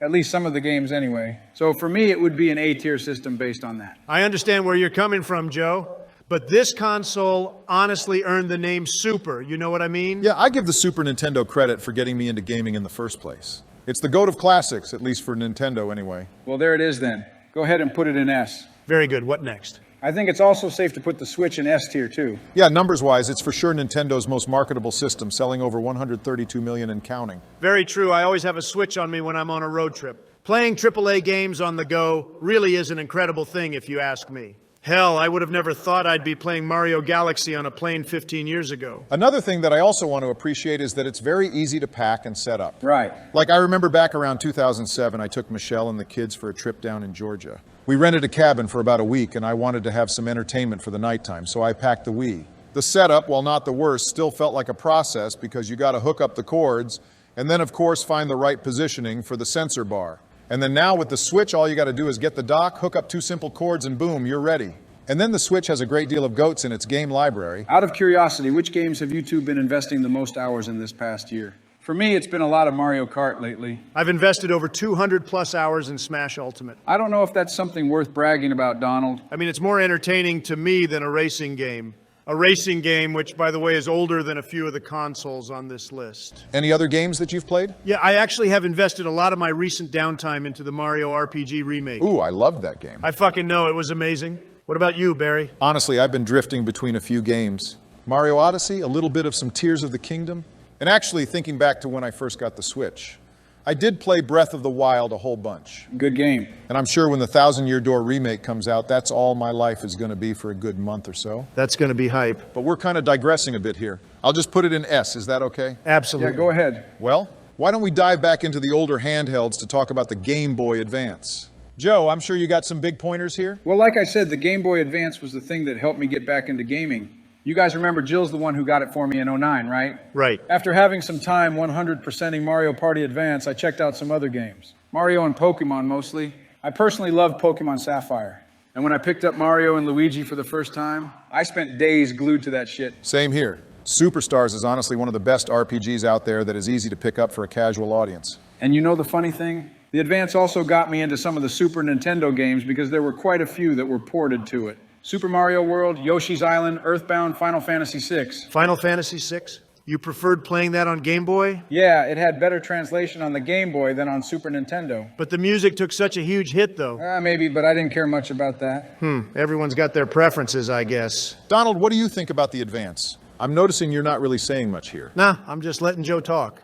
I had an SP and I liked it a lot, but I honestly used it for a few years before moving on to new stuff. Can't say the same. I had a black SP that I played the shit out of all the time. Did either of you ever take advantage of the multiplayer feature? Joe and I did once for Mario Kart Super Circuit, but other than that, no. Yeah, I've only ever used it for Mario Kart. That was just the popular game that everyone wanted to play. I see. So how do you feel about its placing? If we're lumping the Advance and SP together, I can honestly see them in A or B tier. Question. On the topic of lumping things together, we're also going to be doing that with the original DS, the Lite, and DSi, right? Correct. See, that's what's got me a little more interested in this particular list that Barack chose, because it's making me think. What are you building to here, Donald? Basically, with all the previous statements in mind, I'm wondering if the DS's overall ranking is enough to push the Game Boy down, because the original DS and the DS Lite could play Game Boy games. And then the DSi also had an eShop, too. So I wouldn't be propping up those games as some kind of example of superiority, Donald. A lot of games on the DSi's eShop were simplified multiplayer games, and while they weren't all bad, they are nothing to compare with, say, the 3DS's eShop. And then while the first two DS systems could play games from the Advance, they were not able to play the older Game Boy games. Ah, that's right. Well, going off of personal feeling, I would place the DSs over the Game Boys, because I felt the games were better. So are we talking A or B? The way I feel, I think Game Boy Advance is B and the DSs are high B. Huh. I'm not sure how I feel about that. Well, I'm more biased to the Game Boy. The older DSs were pretty dang good for the time, but I truthfully think that they've been invalidated by the 3DS. No way. No, I'm serious. The 3DS was the first official handheld console with an eShop that actually had decent games. And the system has backwards compatibility, so any of those DS games you like to play could be played. Yeah, with that fact in mind, I would actually be okay putting them below the Advance and SP. That doesn't make any sense. The DSs were literally a staple in just about everyone's childhood. So was the Game Boy. In fact, I actually knew a lot more people that preferred owning a Game Boy because they were actually cheaper than any version of the DS at the time. And while the DS's library of games is extraordinary, you simply can't ignore that the Game Boy also had a fuck ton of games which are considered timeless classics. Honestly, if it weren't for its hardware limitations, I'd probably put it in high A tier. And again, I do love the DS, believe me. But if I have an itch to play an older DS game, I'm going to be playing it on my new 3DS XL. It's just more comfortable to play, and the circle pad actually does make some of the older games feel a bit smoother. With that in mind, why go back to the older versions? Fair argument. Go ahead, then. Okay, since we're talking about it, what do you think? Is the 3DS A or S, Joe? Oh man, now see, this I feel is the ideal handheld system of the modern times. A bigger console, especially in the case of the XL, bigger and better games with the added 3D concept, and then the added circle pad, which I absolutely adore using when revisiting the older games. I agree, but seeing that we're lumping all the versions together, I unfortunately have to wonder if the 2DS is enough to actually detract points from its overall rankings. You really think it was that bad, Barack? It was a dog shit design, you have to admit. Well, okay, yeah. But still, I think the 3DS is still worthy enough of being low S tier. Yeah, I'm sorry, but I don't agree. Really? And why the hell not? Maybe I just think differently because around the time it came out, I honestly phased out handhelds. But when I look at the 3DS's library of games, I just can't help but think that there's just not as many good games worth going out of your way to own. Not enough good games? Donald, I can list 5 goated games right now. Oh, wow, 5? How about 6? The Ocarina of Time and Majora's Mask remake. A Link Between Worlds. Dream Team, Fire Emblem, Awakening, Animal Crossing, Dragon Quest. Okay, so basically the top 10 games you can find on any gaming blog. How about games that don't involve mainline mascots? There was also Smash 4. Barry, I'm asking a serious question here. What's wrong with Smash on 3DS? It's Smash Brothers on a flimsy-ass circle pad. Oh, I'm so sorry they didn't think to make an adapter for your fucking GameCube controller. It's not just about... Overrated little piece of shit. It's not just about the fucking GameCube controller, you living husk. It's about having a controller that's actually durable. In fact, I remember George had told me that his 3DS had to get replaced because that weak little circle pad couldn't outlast 20 hours of Smash Bros. Was he playing it like a fucking gorilla? Not that I mean, you gotta really try to fuck up the circle pad, Donald. Well... It's not like it's just made of fucking construction paper. I mean, if you just let me speak, Joseph? No, I don't think I want to even hear it. You fucked with the OG Game Boy and the NES. You're not going to shit on the 3DS. All I'm trying to say, Joe, is that in my opinion, it's just an okay console that's carried by a few good games and backwards compatibility. Oh, what fucking bullshit. And you know what? Nintendo's going to cut the internet services on it in a couple more months anyway. Ooh, I didn't know that. Is it still going to be S tier then, Joe? When's that happening? April 8th, this year. All online features and online play will be cut on the 3DS and Wii U. Well, fuck, that's actually kind of a bummer. Fortunately, I have a good chunk of games downloaded to my SD card. Good for you. Not everyone's the same, though. What if new players don't get to take advantage of the eShop? Then they just buy the physical copies. Disgusting. Imagine walking into a GameStop in 2024. Excuse me, what's wrong with that? I only buy digital, Barry. If I just bought physical, I'm basically just cluttering up my shelf. And what does that have to do with the 3DS not being an S tier? Well, in a couple of months, it might mean everything. Just fucking admit your whole opinion is based on nothing, Donald. I know you don't even own a 3DS. Well, yeah, I have a Switch. When you have that and want to play a game on the go, it's an overall better experience. Okay, we're getting off track. Fucking fool. I love you too, Joe. So if I may, I actually do share some of Joe's opinions. Though I will admit that I have a small handful of games that I return to every now and then. What game do you like playing the most, Barack? The game I played most on 3DS is Resident Evil Revelations. What about you? If we're talking games I've played the most, probably Mario and Luigi Dream Team. Oh, how fitting. Revelations is cool, but at the time, I honestly just played it on Wii U. And that's fine. But anyway, let's just look at what we have in the full picture. If we're looking at the 3DS as a system, it is the ideal way to play DS games. And as for the 3D gimmick, while I never really used it, I at least think it was cool. I never used it. It always messed with my eyes. What do these things even run for nowadays? A 2DS could run as little as 130. And then the different versions of the 3DS could range around the low to mid 200s. I think the launch price of the 3DS was $250. That's ridiculous. I mean, it made sense for the time. It was a new thing. Whatever. Just put it in S tier. The backwards compatibility is a huge plus for me, so I can live with the ranking. Thank you, Donald. Yeah. Okay, so 3DS goes in S tier. Looks like we covered all the handhelds on the list. Now it's time to finish up by covering the remaining consoles. Donald, you brought up the Wii U a moment ago. Want to talk about that first? We may as well, but there honestly isn't much to talk about. You think so? Yeah, I'll admit the Wii U was not entirely bad for the time, but once the Switch came out, it was game over. Unfortunately true. There were a few flaws with the console itself, but it did have its fair share of W's. The Wii U? Yeah. Okay, like what? You gonna bring up the HD? What, is that not worthy enough to call it a point? No, it's neat and all. I just can't help but be reminded of how far Nintendo lagged behind the competition when it came to incorporating HD. Well, that doesn't really matter in the context of this list. Point is, the system had high definition, therefore that should give it points. And it also had a pretty damn good eShop. Very true. It had a variety of games from the previous handhelds and consoles. Okay. And I actually find it to be a huge plus that it could play Wii games. Yeah, but too bad you couldn't play them in HD. That would have been cool. So can I remind you of what wasn't cool about the Wii U? Even if I said no, I'm sure you would. The first and simplest reason was its overall marketing. A significant chunk of the casual audience didn't see it as a new upgraded console. Rather, they believed it to be just an upgraded version of the Wii. And the problem there is that if you already have a Wii and aren't the type to buy a new console as soon as it drops, well, you're not likely going to go out and buy it, are you? And as for the hardcore crowd who sought it out, they realized that it's basically just an overpriced and underpowered console that centered itself around a ridiculous gimmick, which wasn't even all that great in the first place. While I do agree they could have pushed it better, I do know quite a few who think that the console is not all that bad. Must be a quiet minority. Nintendo only sold about 14 million of them. Damn, only 14 mil? Well, Fucking 2DS outsold that piece of shit, Barry. okay, how about we ignore the bad marketing for a second and just look at the console for what it is? Be my fucking guest. I've already mentioned the HD and the backwards compatibility. I also think that the gamepad was a pretty decent controller, as it was very comfortable to hold and use during gameplay. But God forbid you walk 10 feet away from your console, because if you do, the thing loses signal. Well, how far do you need to be? But never mind that. Let's not forget the average battery life of the thing was about 3 to 5 hours. So you better plug in your charger for those extra long gaming sessions. Didn't it add a few features to some of the games? Yeah, like in Mario U and 3D World, it was used to grant the player additional platforms.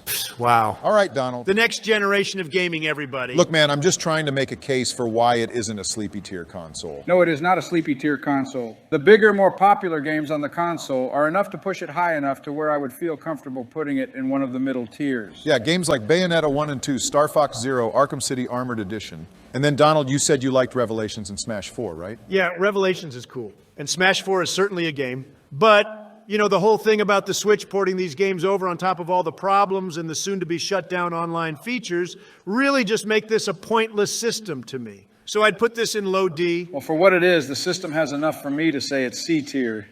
So Barry, I take it you're going to go with C tier? I know the console isn't the best, but it honestly does have enough going for it to say it's at least C tier. Besides, I feel like I have to owe this console something because it introduced me to one of my all-time favorite games, Darksiders 2. Isn't that like an apocalyptic Zelda ripoff? I'm going to kick you in your shins if you keep talking. Oh, I remember watching you play that game. Barack and I were vibing one night during the holiday season and found this game for sale.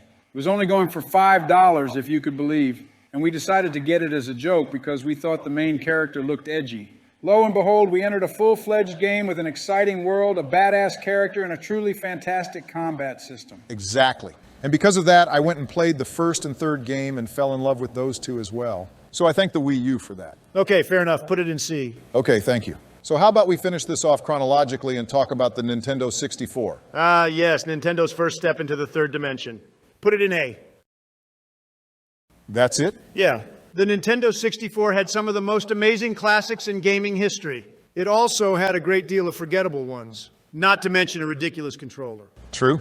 What's with your tone? Is something wrong? No, I guess I just expected to hear a case for why it's an S-tier system. I did feel that it was once upon a time, but when I go back to play some of the older games, I can't help but feel like everything is a bit dated. Hell, the only games that I even care to revisit on the console itself are the Mario Parties, Smash 64, and Mario Kart. Yeah, I occasionally do like to revisit Smash 64. And I also like playing GoldenEye and Paper Mario on the original console as it just feels more authentic to me. I very much enjoy both of those games. But if it's dated, why put it over other systems like the Game Boy and NES? Because the Nintendo 64 opened the door to the new era by introducing 3D graphics. The marketing was there, the games were extraordinary for the time. I mean, you two talked about the Game Boy being a staple handheld for every childhood.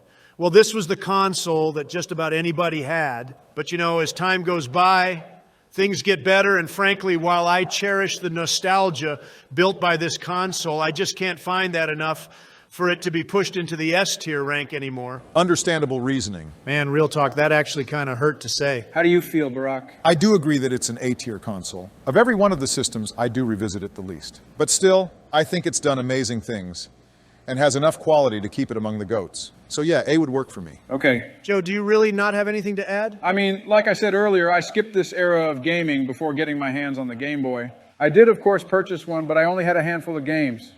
And while I do very much enjoy the ones I have, I don't consider myself to be knowledgeable enough about the console to be making any kind of major arguments for it. So if you guys say A, I'm fine with it. Fair enough. Now, my brothers in Christ, bask in the greatness that is, in fact, the greatest console of all time. Really, the GameCube? Compared to the Wii, I consider it an A-tier console.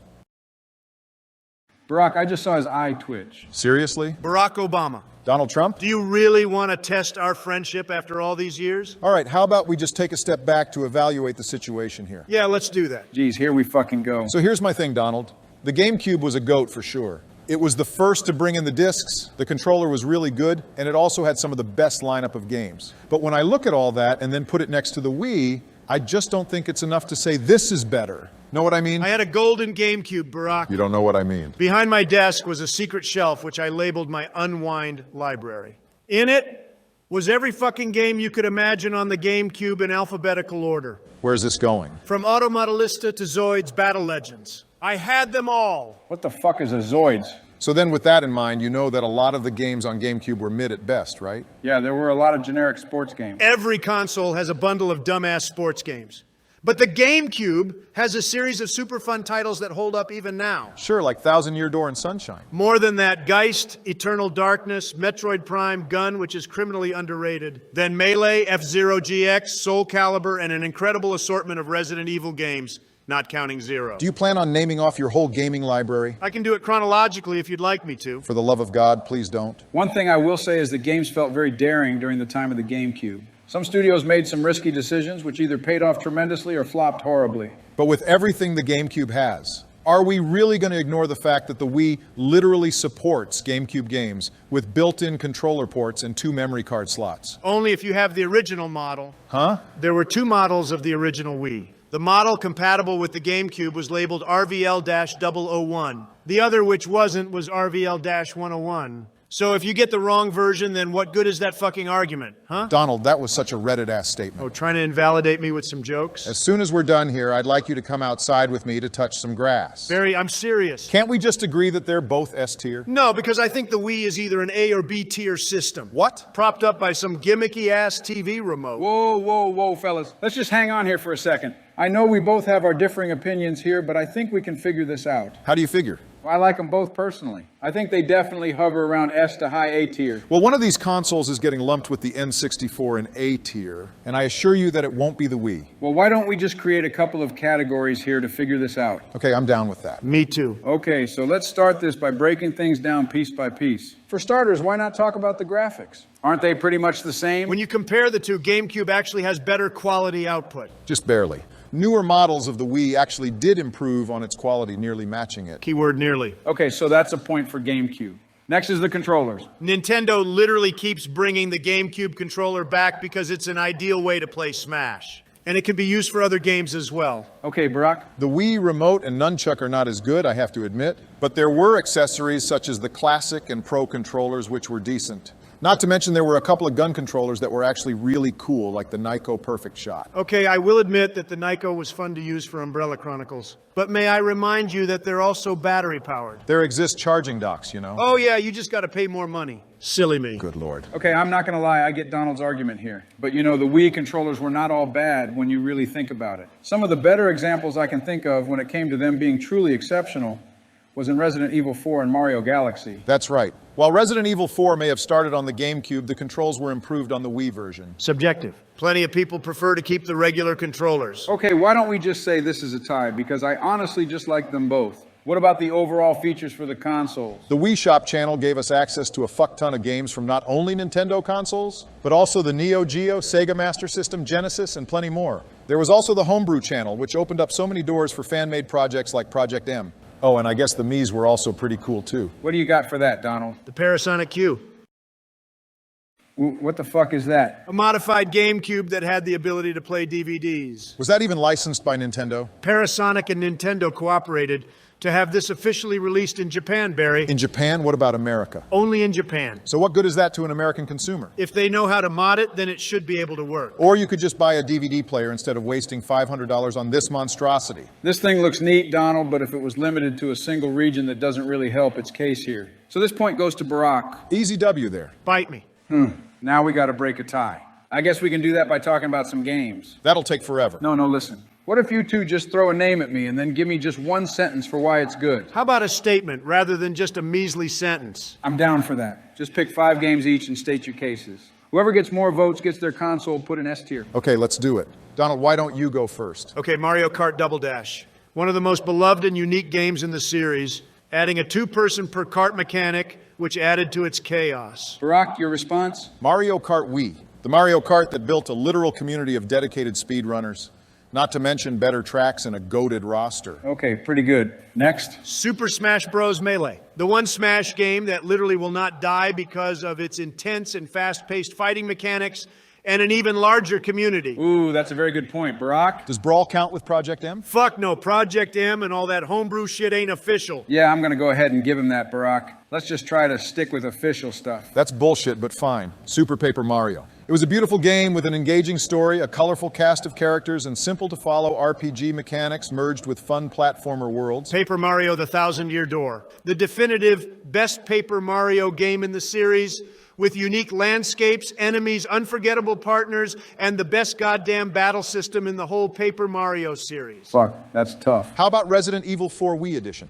Between the two versions, RE4 on Wii is far superior thanks to its more fluent controls and then the extra content. Fuck. Yeah, Barack's got you there, Donald. Resident Evil Remake, a game which is widely considered to be one of the greatest survival horror games of all time. Okay. The Metroid Prime Trilogy. Ooh. To say the absolute least, because this bundle was a banger. This was a critically acclaimed compilation of games which, much like RE4, improved on the controls for Prime 1 and 2. But more importantly, it also keeps Donald from using Prime 1. How is that even fair? They're on a single disc, Donald. He's got a point there, Donald. It counts. Unbelievable. Well, then how about Twilight Princess? That game brims with cinematic flair for a GameCube game, while also having not only some of the most innovative dungeons and bosses, but Midna, Who is by far one of the best video game sidekicks of all time? Mario Galaxy 1. Go fuck yourself. Arguably one of the best Mario games of all time. Having some of the most unique levels, a fantastic hub world, and godlike OST. Yeah, I think Barack's got it here. Are you kidding me? Look, Donald, I get it. The GameCube was a fantastic console for what it was, but the Wii just had a bit more to offer. And that mixed with the backwards compatibility earns it an S-tier rank in my book. As for the GameCube, it is borderline S-tier. If it weren't for your pissing competition, I think it would definitely be sitting on top. But for this list, I say we put it in the high A-tier spot. Okay, cool, it's settled. No, it's not. I'm just gonna drop them where they go. Barry? The verdict has been settled, Donald. This fucking guy. See, this is exactly what the fuck I'm talking about with these damn lists, man. Can you two just shake hands and make peace? No fucking way, Joe. Oh, God. Oh, yeah? Yeah, get fucking ready.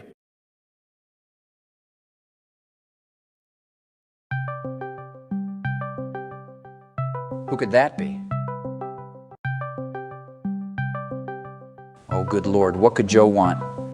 Hey, George, I'm glad you answered. Joe, I'm not gonna lie, I've had a bit of a long day. What do you need? Sorry, man, I don't mean to bug you, but I was curious to know if you'd be interested in doing something with me and the boys. Depends, what is it? To make a long story short, Donald, Barack, and I decided to make a list on Nintendo systems. We ended off on the Wii and GameCube. Okay. There was a bit of a back and forth between them, which I just didn't understand because personally I think both are S-tier systems. Joe, is any of this pertinent information? It kind of is. Just bear with me for a second. Joe, I'm sorry, but I really don't feel like listening to one of your stories. Wait, George, hold on. Let me just... Gee, you're fucking nailing this, Joe. Relax, Donald. I got this. Really just knocking it out of the park with your Shakespearean introductions there. Just let him fucking talk, Donald. Barack, what the hell is this? Basically, as Joe stated, Donald and I are having a disagreement about the Wii and GameCube. Well, they're both pretty damn good. I don't know what there is to talk about. Yep. See? That's what everyone keeps saying, Donald. Barry, you're not even trying to paint a good picture to give him something to think about. I don't need to paint a fucking picture, Donald. You'd think you'd understand that after a fucking hour of spam calling people. An hour? A literal hour, George. All because Barack put the GameCube in high A tier. It's silly. But I can kinda understand the frustration. Barack, why do you think the Wii is better? Because it has more features, better modding capabilities, and more iconic games. Mods and features, sure. But opinions on games are purely subjective. Even if they're bad, if you spent your time playing a game on, say, the N64 for years and years, you're likely going to cherish it on some level because you built nostalgia around it. Does that make sense? Absolutely. Donald, what did you say to refute his points? I said that the GameCube has better graphics, a superior controller, the originator of some true classics, and then I also mentioned the Parasonic Q, which lets you play DVDs. Why would you bring up the Parasonic Q? That was only in Japan. Well, because You know, something I personally think that's badass about the GameCube was the adapter which lets you play Game Boy games. Even though the GameCube controller's D-pad was a bit on the small side, it was still really cool when considering backwards compatibility. You did mention that to Barack, right? Are you fucking serious, Donald? I don't know how I forgot about that, George. You claim to be an advocate for the GameCube when you can't even remember its best add-on? How embarrassing. Look, man, the reason I wanted the boys to call you was because I felt you could help me make a good case for why Barack should put the GameCube in S tier. Oh, I understand, but fellas, you're going to have to forgive me because I've had an active day today and don't really feel like having a debate right now, especially over something so trivial. What the fuck ever, George. Joe, who's the next person on your friends list? Mitch McConnell. Oh, for the love of God, Donald, that is where I'm drawing the fucking line. I'm not stopping until we find a resolution, Barack, even if it means a 5-minute discussion with Mitch. Donald, I really wish you'd just drop this. Wait, guys, hold on a second. You know I'm not one for awkward conversations. That guy is nothing but awkward conversations. But what makes his scary is that they can put you in a damn coma. So how about I offer an idea, which is actually something Bill and I do when we have a disagreement. I'm listening. See, each time we had a disagreement on something but needed to make a decision, Bill and I would settle it with a friendly game of Smash Brothers. Seriously? Yep. On top of helping us find a peaceful resolution, it also allows us to channel our anger out. Hasn't let us down yet. Well, I mean, that does sound like it would be a fun idea. Yeah, to the guy who apparently invested over 200 plus hours in the game. Is that fear I sense, Barry? You worried about losing to me again like you did in Mario World? You motherfucker. Sorry, didn't mean to be off my rocker. Okay, you know what? Sure, I'll go get my fucking controllers. Yeah, you go do that. How often does this kind of thing happen between you guys? A few times every couple of weeks, but it's fine. We're homies. If you say so. So, George, is there a particular rule set that you and Bill follow when doing this? Or is it just best of whatever until someone wins? Well, actually, what we do is sort of like Squad Strike. Bill and I pick 5 characters to use for the challenge, and we just play until one of us wins a total of 5 matches. Ooh, that's actually kind of interesting. Donald, why don't you and Barack give that a try? Okay. You know, if this is what you guys are going to do, I actually wouldn't mind sticking around for this. It might actually be fun to watch. Ooh, nice. You can help me with the commentary. Well, then I hope the both of you are ready. Because today, we're all going to be witnessing another obliteration. I hope you're ready for me to wreck your shit, Donald. Yeah, let's see you put that into action rather than speech, Barry. Barack, I'm surprised you went with Lucina rather than Marth. He's one of my go-tos in the other games, but in Ultimate, I prefer Lucina. That makes sense because in Ultimate, Marth has to rely more on his sweet spot, which is at the tip of his sword. Oh, is that right? Yeah, that's why people don't bother with Marth in this game. Well, that's not entirely true. If you're good at spacing, then he puts up a decent damage output. The only trade-off is that it just requires more work, which is why he doesn't get much play. Get the fuck over here, Donald. Oop, got you. Ooh. Fuck, how did you air dodge that so fast? I just had a feeling you were going to try to do a combo there. Uh-oh, first stock? Not if I can help it. Fuck, you didn't jump. Of course not, stupid. I was mid-attack. Try not to get too greedy with the stylish moves, Donald. Yeah, whatever. Oh, damn it. Lost your invincibility frames there. Lucky stock. Donald, that was some of the worst DI I've ever seen. He got me by surprise. He was right in front of you. Oh, wow, good tech. Thanks. George, I can feel him fishing for a spike. I know, he makes it obvious. Really? That's fucking right, baby. Okay, that was pretty cool. I'm gonna get you, Barack.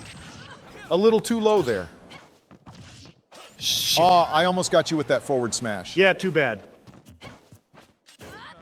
Back air. Get the fuck out of my ring, Barack. Real fucking cute, Donald. But you've mistaken. This is my fucking arena. Damn it. Uh-huh. Man, this is actually a very even game. I don't even know who could take it. They're both playing pretty decently. Though I think Donald's aggression might carry him over the finish line. Oh, shit. Never mind. Are you fucking kidding me? Damn, like that, huh? Bitch couldn't flap his wings? Okay, so Barack takes the first match. The future is not written. You only won that match because you gimped me, Barack. Were you gimped or perhaps outskilled? Already getting cocky, huh? Not gonna lie, George, that was pretty fun to watch. Yeah, it was kind of funny. So do they both now rotate characters, or is it just Donald because he lost? For this game, both players switch characters after each match. Okay, then I'm going Wolf. What about you? I think I'll go Mario with the United States alt. Interesting. How do you feel about this matchup, George? Well, to start, I think Barack has better taste in spacies. What are you talking about? I'm saying that he's a much better character than Falco. You talking about Wolf? No, I'm talking about Mario, you half-wit. Don't be mean, George. Don't be stupid. But anyway, I think Wolf and Mario are actually on equal grounds. Oh, shit. Excellent cape. Whoa. Whoa, Barack, that was immaculate teching. I'll be honest, I'm just as surprised as you are.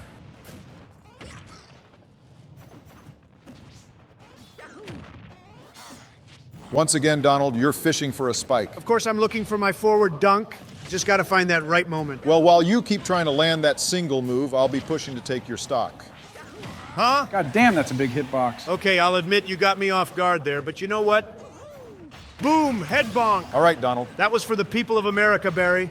Once again, things seem very even between these two, though I'd say this match is definitely looking more violent. I feel like it's because they're playing on a smaller stage. That's actually true. I didn't think about that. Battlefield was much wider, which gave them more opportunities to add space between one another. I actually prefer the smaller area. It's a lot more exciting. Yeah, I understand what you mean. Barack, do you have a preference? A stage is a stage. I don't really care. His percent's a bit too high to continue that type of combo. It's fine. I got plenty more moves to use. And how many of them will actually connect? Ha! Oh, God damn it. How are you going to even this out, Donald? Just like our founding fathers, Joe, I'll find a way. Fuck, that's gonna kill. Damn it. Doing okay, Barry? That was disrespectful. But effective. Right there? Oh, fucking shit. I knew I should have rolled away. Wow, Donald. You got beaten while wearing the flag. Yeah, thanks, George. Huh. Wow, Donald. I couldn't help but notice that it's 2-0 right now. What can I say, Barry? Lady Luck likes to pat undeserving fucks on the back every now and then. That's too bad for the GameCube. What do you mean? Well, its reputation is sort of riding on you, right? And, well, I wouldn't exactly say you're doing a crackerjack job, but I mean, you're making an effort. And that's what matters, right?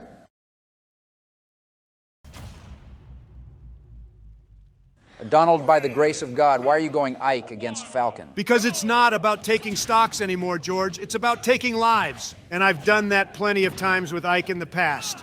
So get ready to be cleaved, Barack. I hope you're not about to embarrass yourself, Donald, because Falcon has always been one of my mains. Yeah, well, Ike has always been one of my go-tos as well. His flame represents the fiery strength and passion of the Republican Party. Oh, you mean his blue flame? Oh, very funny, you fucker. No, please, go on. Watch how easy this is. Excuse me? Wow, Donald. This is what I'm talking about, Donald.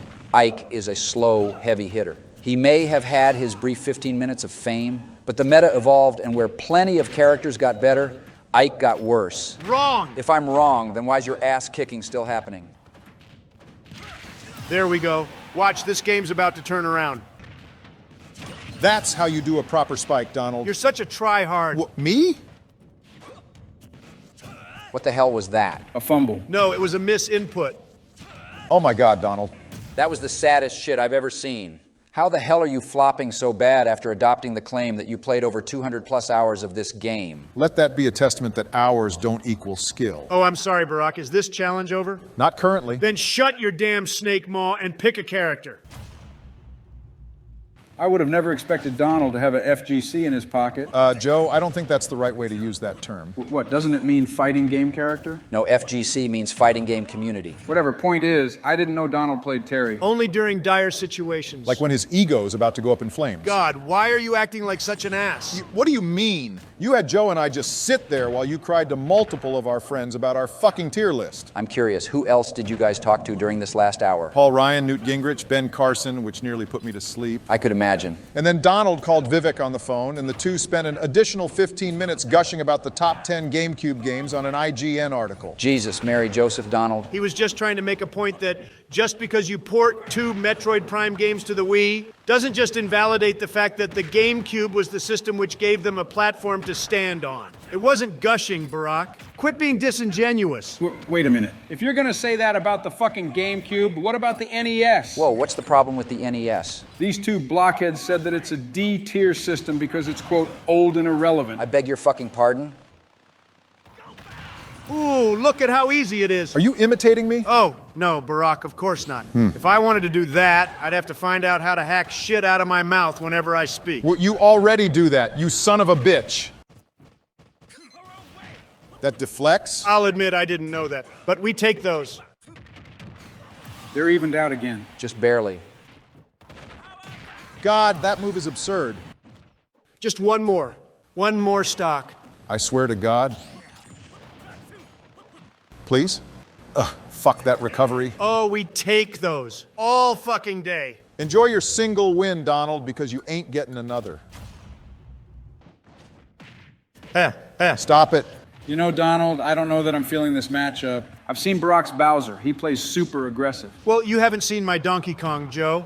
I couldn't tell you how many people I've styled on during... Boom! Who's styling who now? All right, Barack. Donkey Kong may have some decent moves and a few flashy combos, but in comparison to Bowser, he's truthfully not that good of a character. Well, Bowser ain't that good of a character either. He's not top 10, but he's still the best heavy, Donald. On top of being the heaviest character in the game, he also has great speed and a superb arsenal of hard-hitting attacks. Yeah, but he's also the biggest body as well, which makes him the easiest to combo. Yeah, he's got a point there, Barack. Also, when it comes to super heavies, I personally prefer Incineroar. Really? Why is that? While his mobility is a bit lacking, to say the least, he does have revenge, which is arguably one of the best comeback mechanics in the game. I also find his side B to be more useful because on top of it being a reasonably versatile move, it can also aid his recovery, which is slightly better than Bowser's. Maybe, but Bowser's got the pressure. That command grab of his can be nasty, and then he's got up B out of shield. With the super armor, which literally lets him ignore rapid jabs. Right. Decent points, I suppose. But you know, the great thing about Smash Bros. Is that it honestly There we go. just comes down to who you have the most fun with. Yeah, I guess so. That wasn't even close to me, Barack. Well, I mean, you got hit, so... Oh, whatever. Oh, sure. When I try to hit Barack from 2 miles away, it doesn't hit. Oh, is someone fuming? This is the most rigged game of the 21st century. It's only rigged when you suck, right? Try to stay positive, Donald. You still have another chance at turning this around.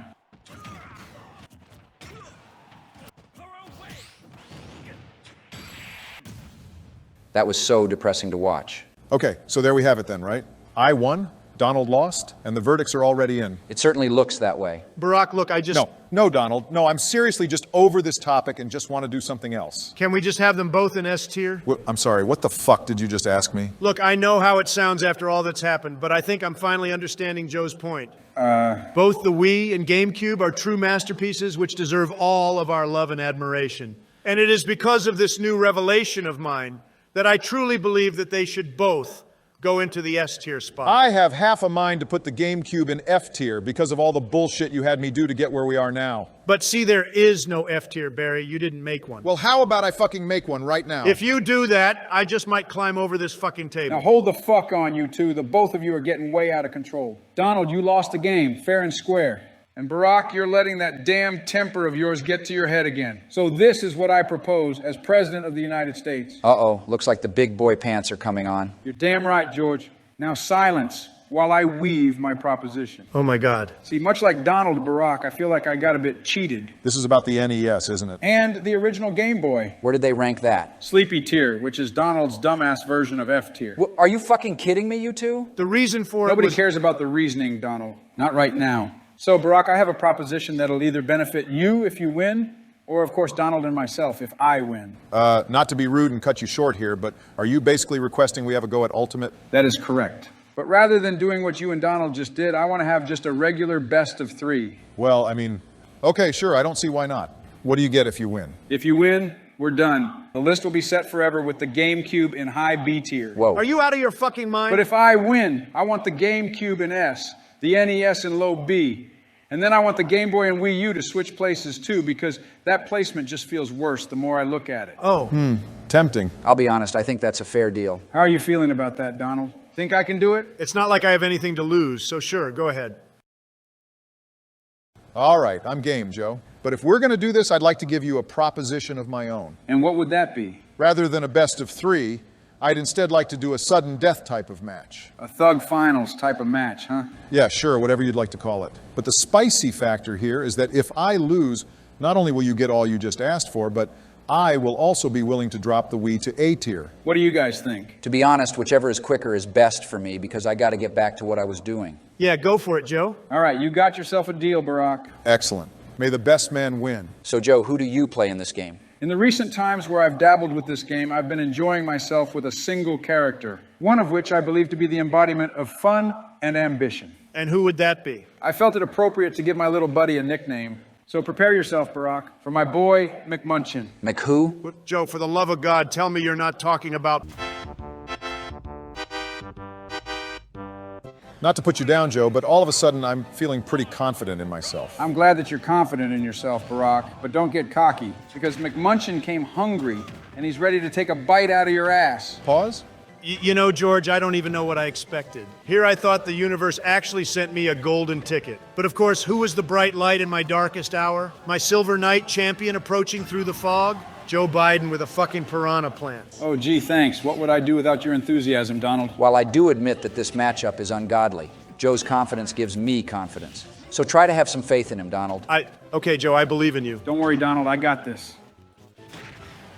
Holy shit, that didn't kill? Nope, now jump into this. Damn, I almost did. Come here, Joe. Ooh, good one, Barack. But will you get another? Son of a bitch. Here's some poison breath for you. Wow, you really tried that spike, huh? Careful, or else I might actually get it to land. I'd advise against using down B, Joe. That move is actually horrible. Trust me, I'll make it work. Oh, what the fuck?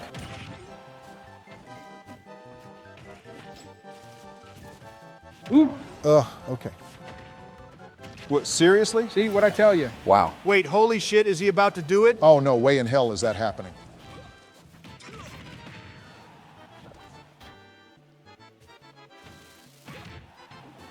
What the shit, Joe? Evasiveness. Ooh, the nair. Holy shit, Barack. Not a word? There we go. Oh, please, no. Damn it. Some good mashing, right? Yeah, but don't worry, I got something for you. Oh, I can feel it, fellas. One big W incoming. Yeah, for me. Don't count on it, Barack, because my juices are flowing. Beg your pardon? Joe, there is no way that you're gonna... Oh my God.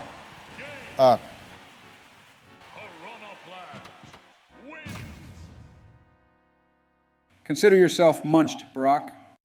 Good game, Barack. That was a lot of fun.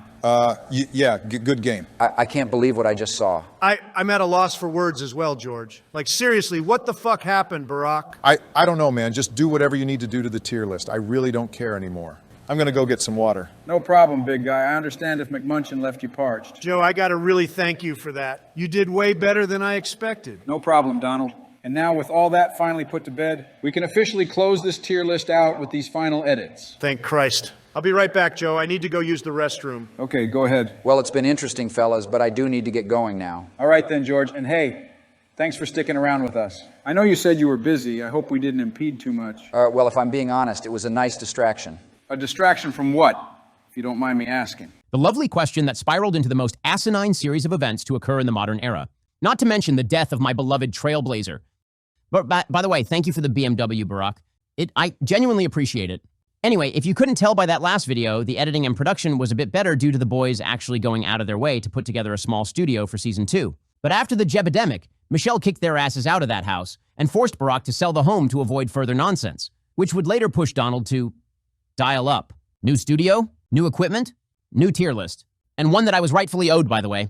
I wasn't originally supposed to be a part of this video, but being that the boys kept ignoring me on this idea, plus my involvement at the warehouse, ultimately brought me to that wonderful weekend before Donald's second inauguration, where I opened with, "It's only by the grace of God that I didn't decide to hold my breath waiting for this tier list." I mean, at this point, it's pretty much been over a year now, you know? Barack, are you sure about this? We made a promise. I know, but are you sure about letting him in on the tier list? It's what he requested. And given what we put him through, it's only fair to let him have this. You know I can hear you, right? Yeah, I actually want you to hear me, Ben, because I'm only going to say this once. Do not go on another three-make tangent, okay? Don't worry, I won't. Heck, Mario Kart is actually more of a Zen series for me anyway. The type of games I go to when I've had a bad day and want to just decompress. Kind of funny, considering that some of the games are generally considered stressful. Only if you're skillfully impaired, which I'm not. Actually, I also share those chill vibes with you, Ben. Mario Kart is actually a staple series when it comes to the Biden family's game night. A fucking festival that must be, right? What the fuck's that supposed to mean? Ignore him. Well, all right, whatever. But yeah, we always love playing Mario Kart. Hell, I even go out of my way to look for the arcade games whenever we go to a Dave & Buster's. Oh, I've played one of those before. They're actually pretty sweet to come across. Definitely fun games, but I wouldn't consider them a part of the Mainline series because they're not on any consoles. Mainline or not, I'm going to rank them anyway. So going back to the list here, how should we go about talking about the series? Should we go by chronological order? That only sounds right. Now, let's just freehand this list like we usually do. For instance, Joe's already talking about the arcade games, so just start with that. Okay? Well, there's 3 games in total. That's fine. I'm not really all that familiar with those, so just tell us what you think of them. To boil down my overall opinion, I'd put GP 1 and 2 in C tier and GP Deluxe in bottom B. The amount of content and characters you received, like Pac-Man, for example, was just impressive to me at the time. But admittedly, the only one that I'd argue is worth revisiting at this point is GP Deluxe, because it's a regularly updating game that has the best roster, which includes characters with alternate skins, better tracks and a fuck ton of items, and more importantly, the best drifting, which DX actually gives you a drift boost, so... Wait, you said that game gets updates? Yeah, GP Deluxe was a game that was connected to the internet. My understanding is that Bandai Namco did that so they can do patches. It's pronounced Bandai. Tomato. Is this on purpose? Anyway, I don't know how often they did those updates, but the fact that they did them in the first place gives me the idea that they cared about the game's quality. Given that they're arcade games, I think that's fair. My only problem with the GP games is that the tracks are a bit more on the bland side. From what I remember with the Grand Prix mode, rather than playing 4 different courses, they instead have you play multiple versions of the same track, just with different turns. While that is true, I personally don't really mind it because, to tell you the truth, I wouldn't really be expecting that level of track quality from an arcade game. So basically, it not being a console installment grants it proper permission to be bad? But it's not even bad, it's just more generic. At the end of the day, I think these 3 games are definitely good. They may not hold much of a candle to most of the main installments, but they're at least a must-play if you see them in an arcade. Again, I think that's a fair point. and I'm willing to take your word for it. Yeah, B and 2 C's are acceptable. Yeah, hunky-dory. Can we talk about the mainline games now? Sure, I'll go ahead and start. To begin, Super Mario Kart on the Super Nintendo should go in D. Wow, really? Why do you think that? While I appreciate the original because it was innovative for the time and awakened the beast that is this Giga Chad of a spin-off series, if you go back and try it out today, you have to admit that it's pretty hard to actually enjoy. Yeah, to be real with you guys, I never liked this game. You never liked it? No, never. The turning was slippery and the tracks were dull. In fact, do you guys remember how they named their tracks? Mario Circuit 1, Mario Circuit 2? I mean the sheer imagination with that, let me tell you. Without this game, we would have never had a Double Dash or 64. See, people always say that, and I fucking hate it, because realistically, how do you know? Nobody would have thought of doing 64 or Super Circuit. Give me a fucking break. Well, I'll admit I always did prefer playing Super Circuit. That game played a bit better and even brought back all the OG tracks. I'm gonna tell you right now that you're fucking demented if you put that game in sleepy tier. Not only did it start the whole series, but it revolutionized racing games at the time in a way that no other racing game did. Plus, it's arguably one of the better looking SNES games. For the time, it had decent controls and Donkey Kong Jr. Oh yeah, Lil DK. Too bad they never brought him back. They technically did for Tour, although all they did was recreate his original sprite. So where are you trying to rank this at, Ben? It's a high C at least. No, it's not. Yes, it fucking is. You're so delusional with that take that the stupidity might be contagious. You guys always do this with everything old. It's infuriating. Ben, the only people going back to Super Mario Kart are nostalgia bingers and top 10 list content creators. No, it's got a dedicated base. Oh, you mean 15 people on a fucking Reddit forum? Ugh. The last comment was 6 years ago, Ben. Time to let it go. You're the smelliest of turds. You know that? Okay, hang on. I'm gonna go ahead and acknowledge what Ben's saying by keeping the game above sleepy tier. Wow, seriously? But how high above sleepy? D. You're ridiculous. I'm sorry, man, it that's is what just it fucking is. asinine. Absolutely no respect for the OG. None. Zip. Fucking nada. Wow, you really got him malfunctioning. Aren't you one to fucking talk? Hey, you can shove that attitude down to D tier with your fucking game, Ben. Joe, do you have any altering opinions of Super Mario Kart? While I do respect the game for jump-starting the series, I will go ahead and concede that it's pretty challenging to revisit. The controls take a bit to get used to, and the rubber band AI is atrocious. Oh, you want to start that conversation? Every Mario Kart has rubber band AI, some worse than others. Look, man, if it wasn't for Super Circuit, I probably wouldn't have even seen all the fucking tracks. I'm sorry. Wow. All right. So yeah, high D is where I'd put it. Okay, I'm gonna put it in D then. You may as well put Super Circuit there too, because that game ain't much better. It's not as bad as some people make it out to be. It has awful drifting. Most of the tracks suffer from the same problems the original had, and it was on a handheld, so multiplayer was harder to work with. Skill issue? The graphics were really nice and vibrant for the time, and multiplayer is now easier to do thanks to Switch Online. Oh, right. You just needed to wait 20 plus years for that. Silly me. I really can't win with you, can I? You know, on the topic of multiplayer, let's be truthful with ourselves, Joe. People weren't sprinting to play this particular Mario Kart with their friends. At that point in time, I think it was exclusively 64. And it didn't help that 64 had already set the bar as high as it did before Super Circuit dropped. But how is it fair for us to go and compare a game on Game Boy to another on the N64? In the context of a list where we rank one game against another, I think it's fair to say this one doesn't hold up. You know what this game does that I think is really cool? If you hold the down button on the D-pad while holding a red shell, the fucking thing actually hangs back and waits for whoever you got tailing you. Meanwhile, the red shells in 64 are too busy crashing into walls. Okay, you know what? Barry, whatever you're about to do, don't. We never throw Joe a bone with these conversations, so whatever he's got to say, I'm going to hear him out this time. All right, fine. Okay, so Joe? Yeah? Tell me where you'd rank Mario Kart Super Circuit and why. If you put the game in either C or maybe even B tier, then I'd be happy. B tier? Let him talk, please. Here's the bottom line. These days, you got a lot of people who like to dog on the game at first glance because, yeah, it's dated. But when you dial back that clock and look at the game from the eyes of a person back in the day, I think it did a really good job at being a fun experience. For starters, it was the first Mario Kart on the go. I don't care what you say, that's a plus. It was also the first Mario Kart to introduce the concept of bringing back retro courses, even if they weren't called that during the time. The controls may take a bit to get used to, but they're better than Super's, and once you do figure it out, it's pretty damn satisfying. Okay? Finally, the graphics for the time were vibrant in color, and the soundtrack is catchy as shit. Well, you're right about the soundtrack. I've caught myself bumping that Rainbow Road theme a few times. Imagine bumping Game Boy music. Donald, not every track that leaves the Game Boy speakers is trash. You seriously over-exaggerate that. Not as much as the Game Boy exaggerated those staticky farts all over Mario World. For the love of God, Donald. So where are we putting Super Circuit? Being reminded of everything Joe brought up, mixed with my personal feelings of the game, which I think it's kind of mid, truthfully. I think putting it in C would be more appropriate. You said you could live with that ranking, right? Yeah, that's fine with me. Okay, great. I'm putting it in C then. From this point, I think it would be a good idea to weed out the games that I wouldn't expect to see in top 5. So what I'm going to do is call out 4 entries on this list that I just straight up think should be in B or lower. Okay? For starters, and I feel like we all agree on this, Mario Kart Live Home Circuit is more of a toy than a video game. Absolutely. Pretty much, yeah. Yeah. I only bought it because I thought the carts would look cool on my shelf. But you know, while we, as adults, may not find much novelty with it, I'm sure there are some kids out there that think it's pretty cool. But what if they have a small home with limited floor space? Then they're not able to fully enjoy the game. I mean, couldn't they just take it outside? Joe, stop trying to make it work. All right, my bad. Just trying to be fair. I get it, but this thing was more of a gimmicky toy to kill maybe an hour of time with the kids. For that reason, I think it's worthy of sleepy tier. Right. Agreed. Okay. Next on my radar is Mario Kart Tour. In short, I think it's kind of forgettable. No. Wrong.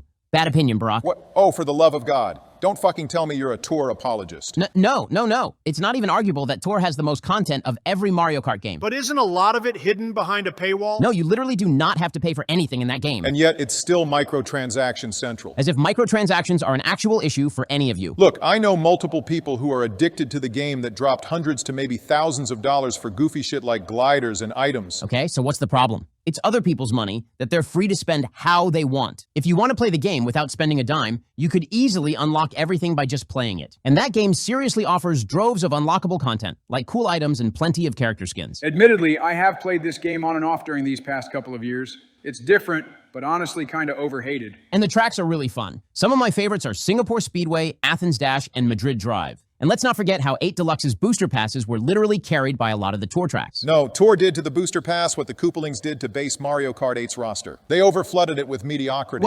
What are you talking about with that absurd take? I'm putting it in D. No, the fuck you're not. Barack, come on. I think that's a bit too harsh. It's more of a cash grab than a traditional installment, Joe. But notice how you're the only one who seems to feel that way? Yeah, I don't really care for it, but I wouldn't exactly say it sits next to the goats. It brought back mission mode. And yet the piece of shit still manages to get outclassed by DS. It's worthy of a B. No, it's worthy of a D.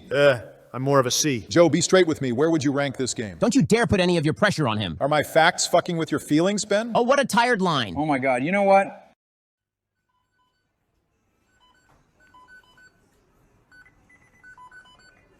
Yeah, how you doing?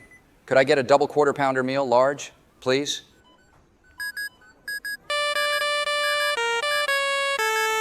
George speaking? Random question, George. If you were to rank Mario Kart Tour, where would you put it? Should I even ask? No, just answer the question. Got it. It's not bad, but I don't care for it. So probably C tier? Good enough, thank you. You know, you should probably change that ringtone. It still gives me PTSD.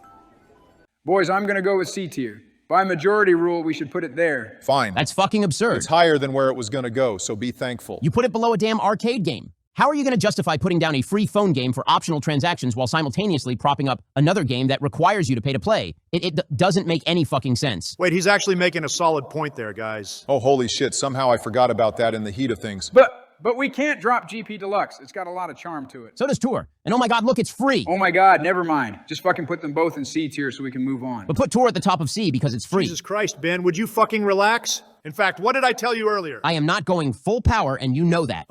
Regrettably. Okay, let's just take a breath for a second and regain some composure. Barack, what are the other 2 games you want to talk about? 7 and the Wii U version of 8. To quickly refocus, you said these are not in your top 5, correct? Right, they're not in my top 5. So where would you put them then? I'd put 7 at the bottom of B and base 8 just above it. I agree with that. Yeah, so let's move on to the... Whoa, hang on. You don't want to fucking discuss the reasoning? No, I don't.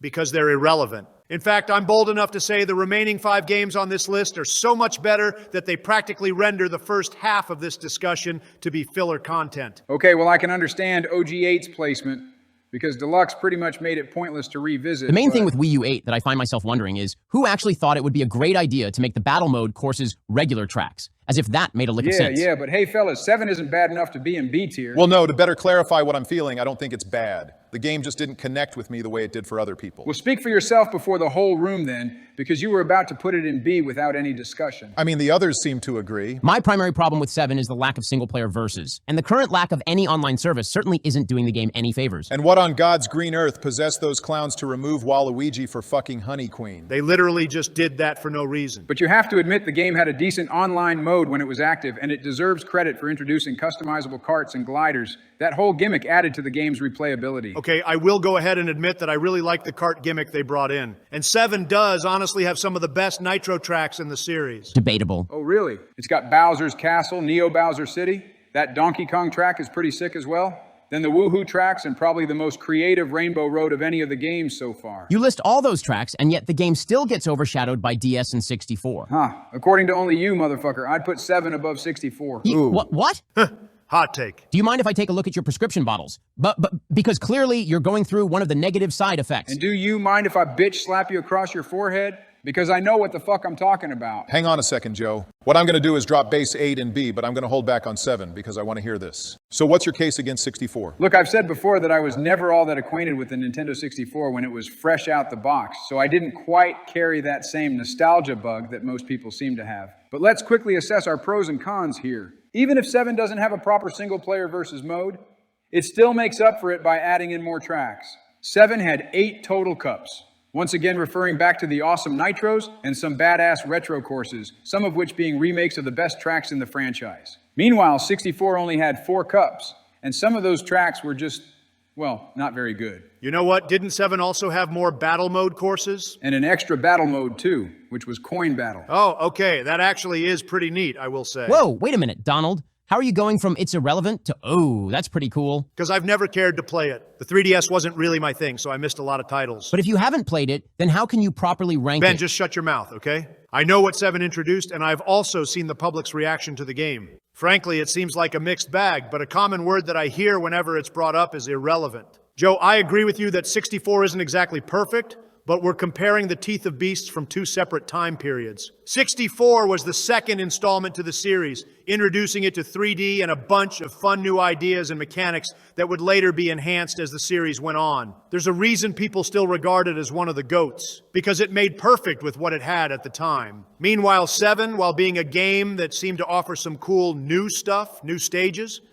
I think it was the first to have tracks that had you driving underwater. I mean, sure, it definitely did a lot. Yeah, it definitely did a whole bunch, and that whole bunch is enough to put it in the B spot. Well, yeah, exactly. The point I'm trying to make here is that there were things that were done in older games like DS that set the bar so high, and yet they didn't think to do any of it. Why? What's the reason? Well, something that they... And I'm not accepting answers like hardware limitations or anything like that, because DS really went above and beyond. So there's no reason for why they couldn't just build on something they already made. All right, you know what? That was well put. So fine, I'll accept B tier, just so long as it's on top. Okay, great. Let's get moving then. Okay, cool. I'll put 7 at top B. So here's where things are going to get kind of juicy. We got 5 games left, installments that are generally considered to be the best of the bundle. Okay, let me try to make this easy for us. We can all safely agree that Mario Kart 8 Deluxe is an S-tier game, right? Absolutely. Pretty much, Yeah, it is pretty peak. Okay, yeah, because that game's undeniably got the most content of any of the console games. It's also pretty much got the best controls, too. Right, not to mention the awesome selection of nitros and all the crazy DLC content which fixed some of the problems carried over by the original 8. It's also got the best online. This is also the only Mario Kart game in the series that actually had me look up the soundtrack. My favorite in the OST is Bowser's Castle. Shit's a bop. All right then, so it's down to our final 4. The 4 horsemen of classic Mario Kart. What's that supposed to mean? I consider these particular games to be a part of an era of Mario Kart where there was an actual challenge to the races. Ever since the original 8, Mario Kart has been more on the easy side. But didn't it introduce 200cc mode? I didn't really like that mode, to be honest with you. It's just a gimmicky difficulty that's only challenges figuring how to adapt to slightly worse controls. When I talk about difficulty, I'm more so referring to tracks that had challenging obstacles and long pitfalls. I can understand that, but I wouldn't call 200cc gimmicky. I happen to find it to be a lot of fun. Barack, you all right? You look like you're thinking. Yeah, I'm fine. Like you said, I'm just racking my brain here. I feel like there's a lot to talk about with each of these games, and one thing we haven't really done much of is talk about the tracks and cups. I guess to get an idea of where our heads are at, we could share our personal ranking of each game one by one. Let's start with Ben. Should I go worst to best? Sure. Okay, to start things off, I would put the DS game in A tier, then for S I'd follow up with Double Dash in bottom S, Wii in the middle, then 64 on top. Interesting. For me, I'd put Double Dash as bottom A, DS as top A, then Wii and 64 in S tier, with Wii getting a slight advantage. Interesting. Wait, what happened? You put Double Dash in where? Bottom A. Got it. So once again, you've brought our friendship to a crossroad. Oh my God, here we go. Just tell me how you'd rank them, Donald. 64 is goated nostalgia, but dated by comparison. So bottom A. Pardon me? DS was fire, but it's not a game I've revisited for years now, so I'd put it at the top of A. Then Wii is bottom S, because yeah, it's great. But Barack, Double Dash had the best gameplay, don't lie to yourself. And significantly less content by comparison. Not compared to 64. Okay, first of all, because I can tell you guys are about to get hot again, can we please not forget that we put 8 Deluxe up in S tier? I don't want things getting all confusing with this top of S, mid S, and bottom S bullshit you're talking. And second, my ranking pretty much goes like this. Double Dash is an important game to the series, and yet I could never get comfortable playing it, so bottom of A. Couldn't feel comfortable with it? Hang on, let him finish. Then I'd probably say Wii is just under 8 Deluxe because the game, while fantastic, was a bit of a competitive clusterfuck. Plus, I find the other games to be more replayable. So I guess bottom S for that. At least it's in S tier. Yeah, good thing. As for 64, I don't really know. And maybe A, I guess. Because again, I prefer 7 over it. I don't accept that. I don't give a shit. And finally, there's DS, which I'd lump next to 8 Deluxe, because personally, I consider them on equal grounds when it comes to entertainment. Okay, no, we're addressing this immediately. Oh my God, here we fucking go again with this shit. Everybody but Ben fucking threw some disrespectful ass shade towards Double Dash, and that's unacceptable. Did you hear either of us call it bad, you melodramatic bozo? Double Dash is the quintessential example of how to experiment with an existing formula that worked and make it even better. The concept alone of having 2 characters per cart created gameplay that was not only fun, but highly energetic, because each of the different teams carried their own specific item, which amped up the difficulty. But the controls, while not bad, still took a bit to get used to compared to the other 3 games. That's a skill issue. I don't want to hear that. You talked about Super Circuit earlier and how, ooh, if you master the slippery turning, it's fucking... But of course you don't feel that here with the one that I like. Obviously not. Man, you are so fucking extra. Again, Donald, you're talking this shit like I said. I hated the game. It's undeniable that compared to the others, it's one of the GOATs. But if I have to hyper-analyze each of these titles, I'm unfortunately going to have to start pointing out that, yeah, the fucking controls are a bit more fucking awkward. Well, it ain't as awkward as your choice in VP candidates who constantly speak fluently in drunken haikus. Okay, Why the fuck are you bringing up irrelevant shit? Roll it back a second, guys. This entire tier list has been nothing but back and forths. More than usual, as a matter of fact. There's got to be a way we can figure this out without killing each other. Why don't we go ahead and take a deep dive into each title to see what we like most about it? We can start by looking at Double Dash and 64 because they're the 2 games that only have 4 cups each. What's there to compare? 64 is the undeniable king of the whole franchise. How is it king? Because it was released 30 fucking years ago? It's 28, you spiteful jagoff. You were fucking 12 when it dropped, Ben. Fucking Joe was 54. He's 307 now. Oh, for the fucking dickhead, I'm about to hit and run your ass with that fucking Escalade outside. Can we stay on the fucking topic? Okay. So anyway, I get it when you say that 64 is old, but you have to at least admit that it brought us some of the more memorable tracks in the series. Choco Mountain, Toad's Turnpike, and Royal Raceway are the only engaging tracks worth remembering. Literally no. A good chunk of the others are just wide open roads with bland backgrounds that just go on for too fucking long. And you want to talk about controls? Let me remind you that if you hold a turn for too long in 64, you have a tendency to just spin out. That never happens if you know how to drift. That is something that admittedly happened a lot for me. Mario Kart 64 revolutionized racing games and brought the series into 3D.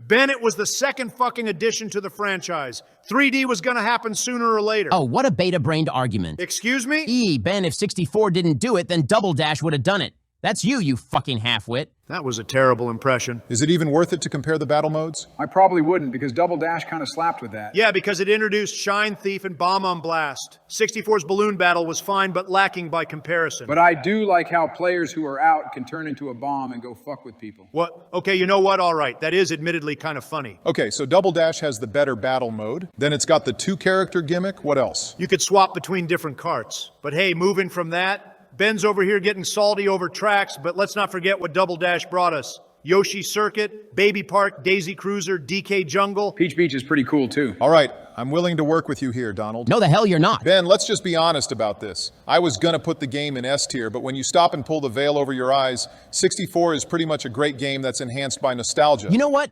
Do we have to have an A tier? Can we just put all the games in S tier? No, that's lame. Okay, then I'm leaving. No, Come don't on, be Ben, like that, really? man. Wow. Come on. 64 is one of my all-time favorite games. And if you're not going to show it the appreciation it deserves, then what's the point of talking? It's in fucking A tier, you big baby. Sit the fuck down. Or what? You going to do something? Okay, either you sit your ass down in that chair or I go and pay Benny Johnson to edit this Mario Kart video. You fucking wouldn't. Try me.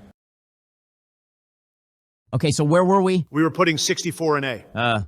Be gentle. Christ almighty, Ben, don't make this weird. So now here's the big question. Should Double Dash go into A tier as well? Joe, that's a stupid question. It's not stupid. Look, what we have here is a great game with a great gimmick. It's a goated gimmick. Okay, then let's just ask this question. Is one game's gimmick better than the other game's additional content? Because Mario Kart Wii, for one, had a slightly better roster. You can't lie, we had a better roster. Well, it's at least better than DS's roster. DS didn't have as many characters, sure, but it had Dry Bones and Rob. And let's not forget about the Dry Bomber. The Dry Bomber is about as overrated as the Flame Runner from Wii. Because they're the best vehicles for competitive play. What are you talking about? You're just fucking grasping at straws with this shit, Donald. I'm all about the Poltergust and Wild Wing, baby. Take your plain Jane meta shit and shove it.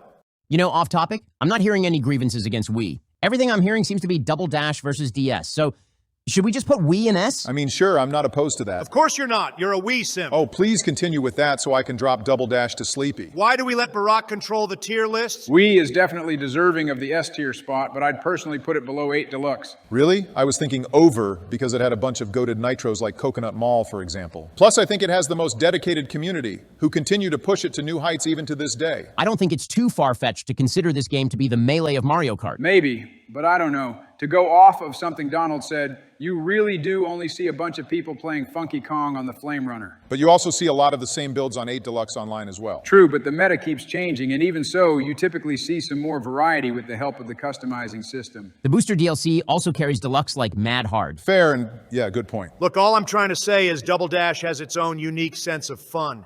Like picture Baby Park with all the cool character items. Yeah, me losing first place because 2 dickheads in last throw Bowser shells. You just gotta be evasive, Joe. If you think a clusterfuck of items being thrown around everywhere is peak Mario Kart, then that's your opinion, Donald, but it's not mine. And let's talk about Nitros real quick. You said Baby Park and a few others earlier, right? But DS has Airship Fortress and Waluigi Pinball. Plus Delfino Square, Peach Gardens, Luigi's Mansion. Too soon, Barack. Mission mode also helps DS stand out more. Well, DS dropped Bomb on Blast. That's fine. I never really cared for that mode much anyway. Hard to believe. What's that supposed to mean? What about multiplayer?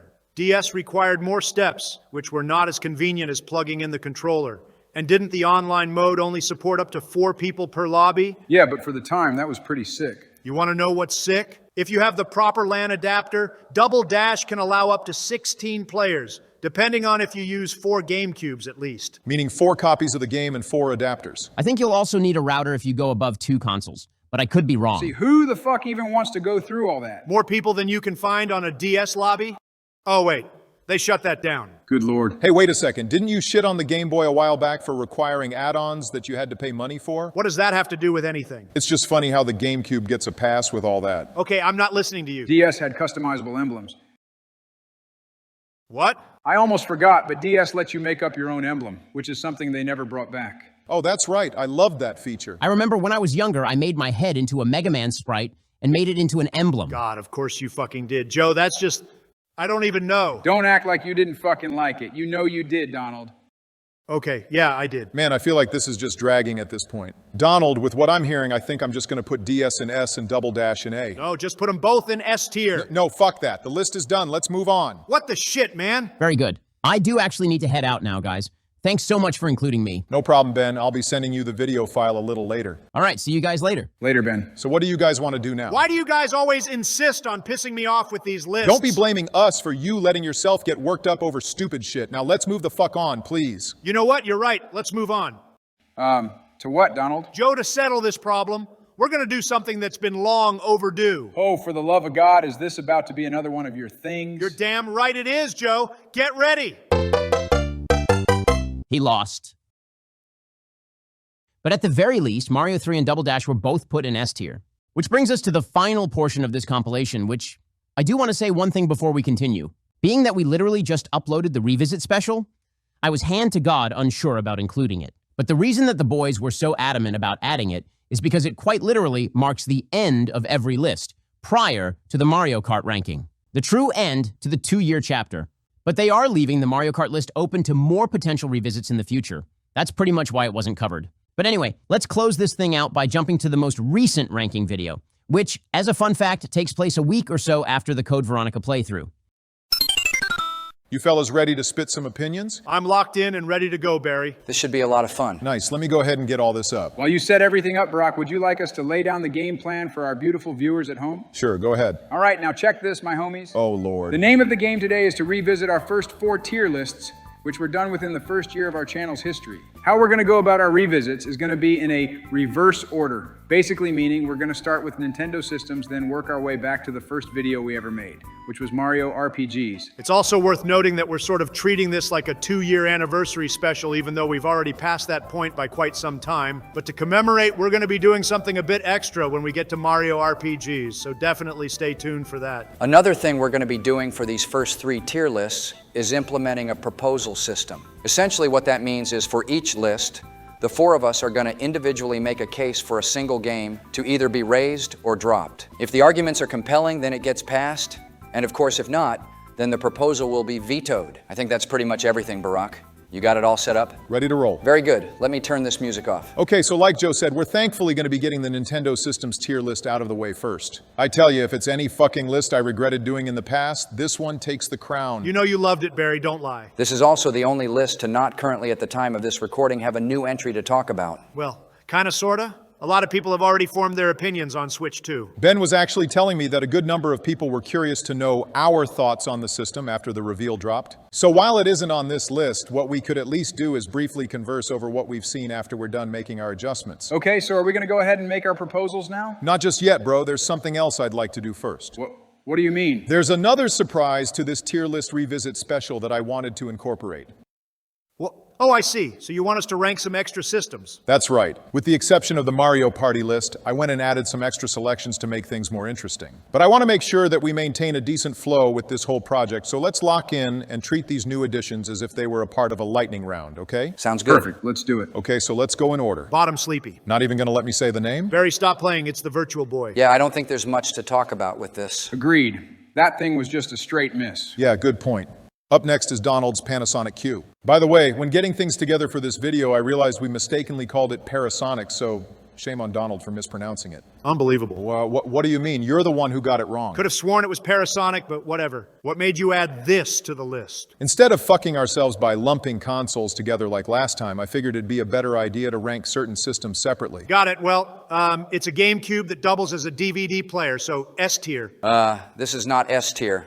At best, I'd say the Panasonic is B. Are you fucking Delulu? No.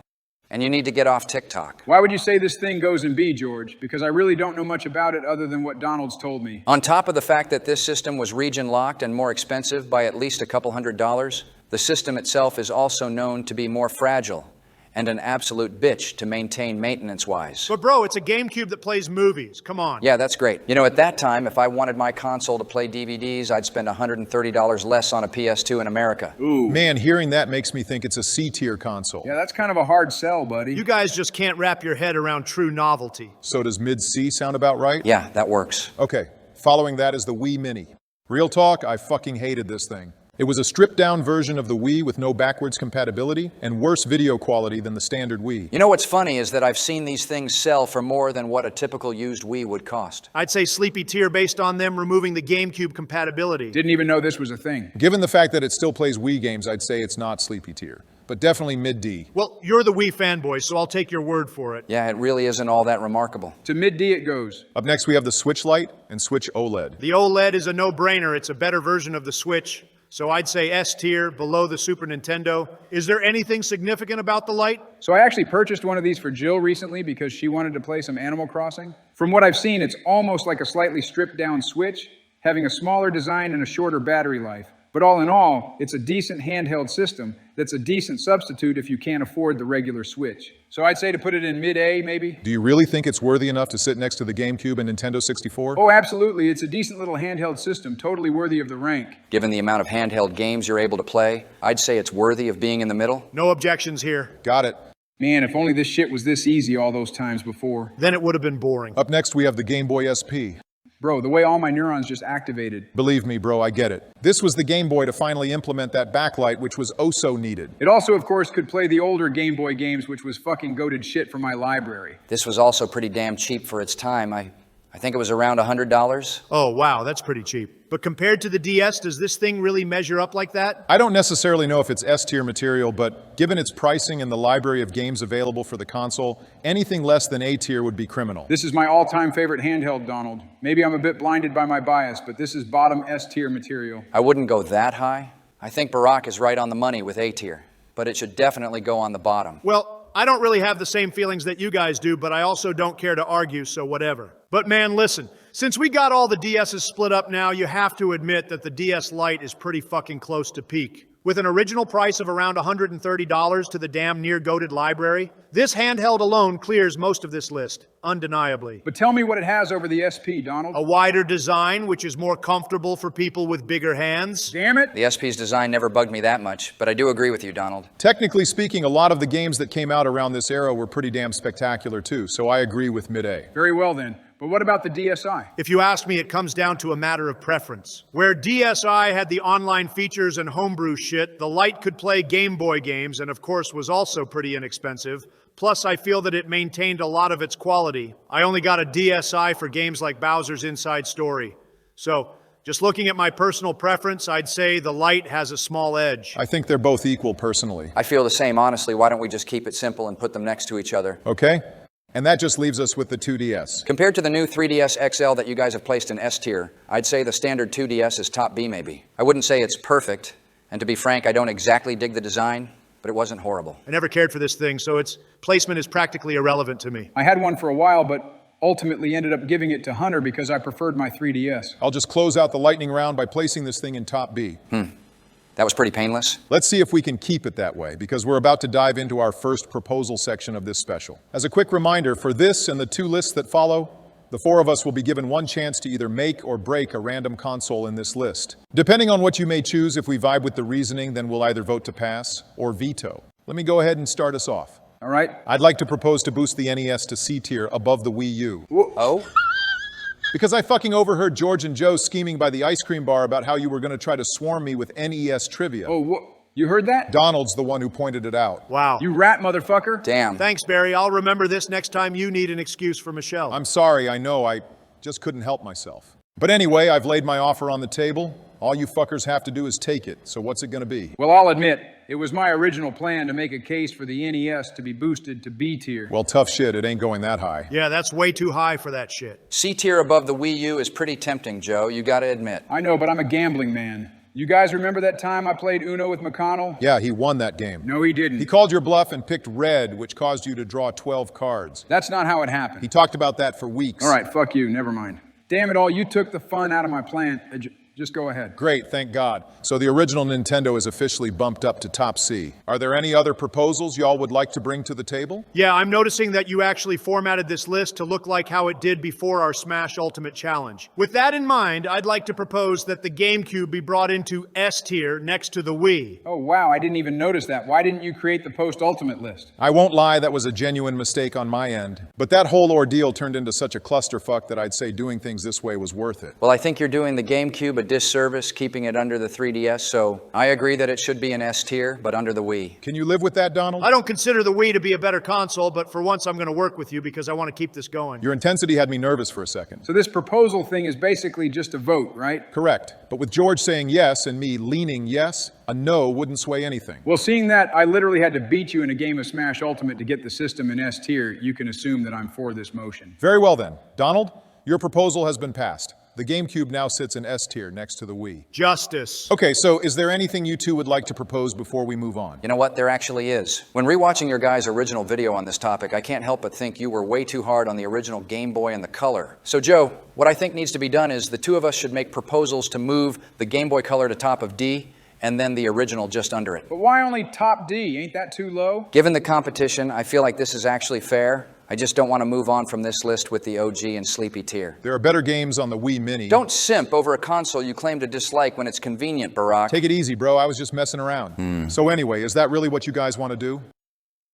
I'm going to go ahead and say yes, Barack. So automatically, each of these proposals have one yay from the two of us. So what's your move? I can't believe you guys are really holding hands like this over a couple of fucking bricks. The original Game Boy had a legacy that is beyond iconic, jackass. This brickhead is brick simpin'. You're fucking unreal. So I'm assuming it's a no from Donald? Yeah, I'm sorry, but I just think these things are too outdated to compare. Well, I agree, but admittedly, this thing was pretty remarkable for its time. I also know there were plenty of people who got mad over this rank. Barack, if you don't do this, you know you'll be hearing from Ben. Oh, fucking hell, you're right. Really, Joseph? Nobody wants to hear one of Ben's nostalgia tangents, Barack. Do yourself a favor and give us a yay. You know you want to do it. You guys know Ben edits these, right? Against my better judgment, I don't feel like getting an earful. Spectacular. We got some W's with this one, George. Fuck yeah, some dubs for the classics. I'm here for it. Congratulations. Okay, great. With that finally said and done, we can finally put this damn list to rest. At least until the Switch 2 drops. No, dude, I'm not making another fucking console list. If we do a video about it, then maybe it'll just be a retrospective or something. Man, you're funny thinking I'm gonna go buy that fucking thing. Donald, you ain't fooling nobody. Come on. I hope the fucking thing flops. You know that ain't happening. Maybe in a perfect world, George. If this was a perfect world, then the system's main gimmick wouldn't be price gouging consumers. Man, I know that a lot of the prices are bogus right now, but the games at least still look like they're gonna slap. Right, I can't wait to play an $80 Forza game with Mario characters slapped all over it. Come on, man. Mario Kart World looks like it's gonna be a lot of fun. Look, I don't mean to be so pessimistic, dude. I just can't help but wonder if this fucking ambition is backed by substance. I don't care if I can just drive off the stage to a wide wasteland of desert or grass. I literally just want a fucking race. No, honestly. And ideally for $60, not 80 to 90, just because they feel like it. Well, you know they're blaming tariffs for all the pricey bullshit. Fuck them. They're just trying to use that as a scapegoat for their greed. You guys see that Doug Bowser statement where they pulled the Xbox 360 shit all over again? Right. If you can't afford Switch 2, then simply buy Switch 1. That guy's a jackass. But on a more positive note, a lot of the games look pretty cool, and we're finally getting a 3D Donkey Kong game. Not to mention Prime 4. Yeah, that'll be pretty sweet. For now, let's just hope that things find a way to turn around. Fucking $10 for a system tour. Astrobot did that shit for free. Wii Sports did that for free too. Primarily because Reggie was around to make good decisions. I miss that man every day of my life. I hope that guy's been doing okay. All right, well anyway guys, I feel like we're getting a bit off track. There's nothing more to rank, so I think it's best to move into the next category. Ah, yes, the Mario Party list. So what would you guys like to cover first, Jamboree or the proposals? I think it would be better to rank all new inclusions first. Because what if one of us values a particular game more than Jamboree? Yeah, that's a good point. Well, all right, then let's figure out where we can fit Jamboree in this list. If you were to ask me, I think this game is exceptionally decent, not at all my favorite, but mid-A at least. I admittedly haven't played too much of the game, but I enjoyed what I experienced. It has a pretty damn good roster, and I love the inclusion of unique character abilities for the boards. It makes things so much more competitive. Have you guys had a chance to try out the pro rules yet? Yes, that's actually my preferred way of playing, especially for boards like Bowser's Keep. That board does get pretty intense with those rules switched on. Yeah, it's pretty cool. What's with that look? You feeling all right? Yeah, I'm fine. Donald, did you not like Jamboree? No, I liked it, but I just set my expectations way too high, that's all. What do you mean? Okay, look, here are my main problems with the game. First of all, you were talking about the buddy gimmicks, right? I genuinely think that this team system they slapped together is worse than Super Mario Parties. Seriously? Are you pulling my fucking leg? No, I'm serious. Look, let's paint a picture. You're mid-game and a character pops up on screen like Peach or whoever, and once you cross by, you initiate this longer than average character minigame, then bust your ass trying to place first. You then win the minigame, claim your buddy, but oop, someone just walked past you. Now Peach is gone. You know what? I see his point. It would have been way better if you could keep your teammate for the duration of their stay. But you could just as easily steal them back. But it's the fact that it's even a concern in the first place. I can see the point, but that's not severe enough for me to say it needs to drop a tier. Oh yeah? Well, how about the mini-games being pretty fucking average? They were not all that bad. It's not that they were bad, they were just okay. Plus, I felt like I was getting a lot of repeats when going through the boards. Can't say I relate to that, Donald. The game has around 112 mini-games, if I remember right, and I personally didn't feel like they were getting stale at any point. Well, to be fair to the game, that may just be because I usually switch off the motion control mini-games. What? Donald, you can't complain about limited mini-games while openly admitting to turning the motion controls off. Why do you turn off the motion controls? Because I want to be able to play with my Pro Controller just like in Superstars. I never preferred playing with the Joy-Con. The damn thing was too fucking small. Well, I can understand if you have your preferences, but the fact of the matter is that the game has a bunch of content that you're choosing to ignore. Yeah, I literally don't know what to tell you. Where would you rank the game if this was a personal list? Honestly, B tier, next to Super Mario Party. Forgive me, but that's fucking ridiculous. B tier isn't that bad, let's be honest. It is ridiculous, bro. The game does too much to just be labeled average. It's also just another party game that just holds your damn hand the whole time. Like, I know this is just an old man talking, but I seriously miss the good days of actual competitive Mario Party. Whatever. Too bad the fucking Wii era killed that for us. Okay, before we say something stupid, let's breathe for a second. I see we have some strong opinions and a couple neutrals. Why don't we each just give our personal ranking to get an idea of where it should go? I already said mine.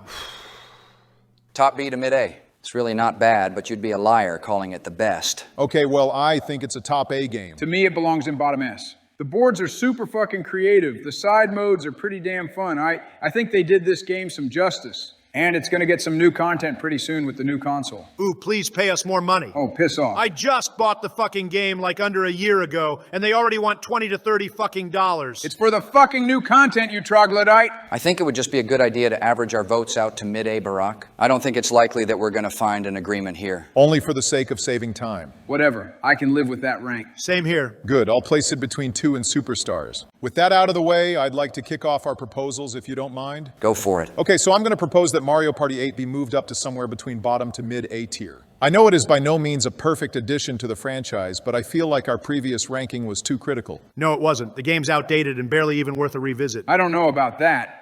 My only complaint is that the single-player experience was a bit lacking, but it at least made up for it with the standard party mode. Admittedly, I wasn't too big a fan of this game. Some of the qualities were a few of the boards, but something that kind of took the magic away were the few instances where the motion controls would act up during minigames. Yeah, half the time it felt pretty hit or miss. I genuinely did not ever have a bad experience with the motion controls. Well, lucky you. I have gone back to revisit this game more than 4, though.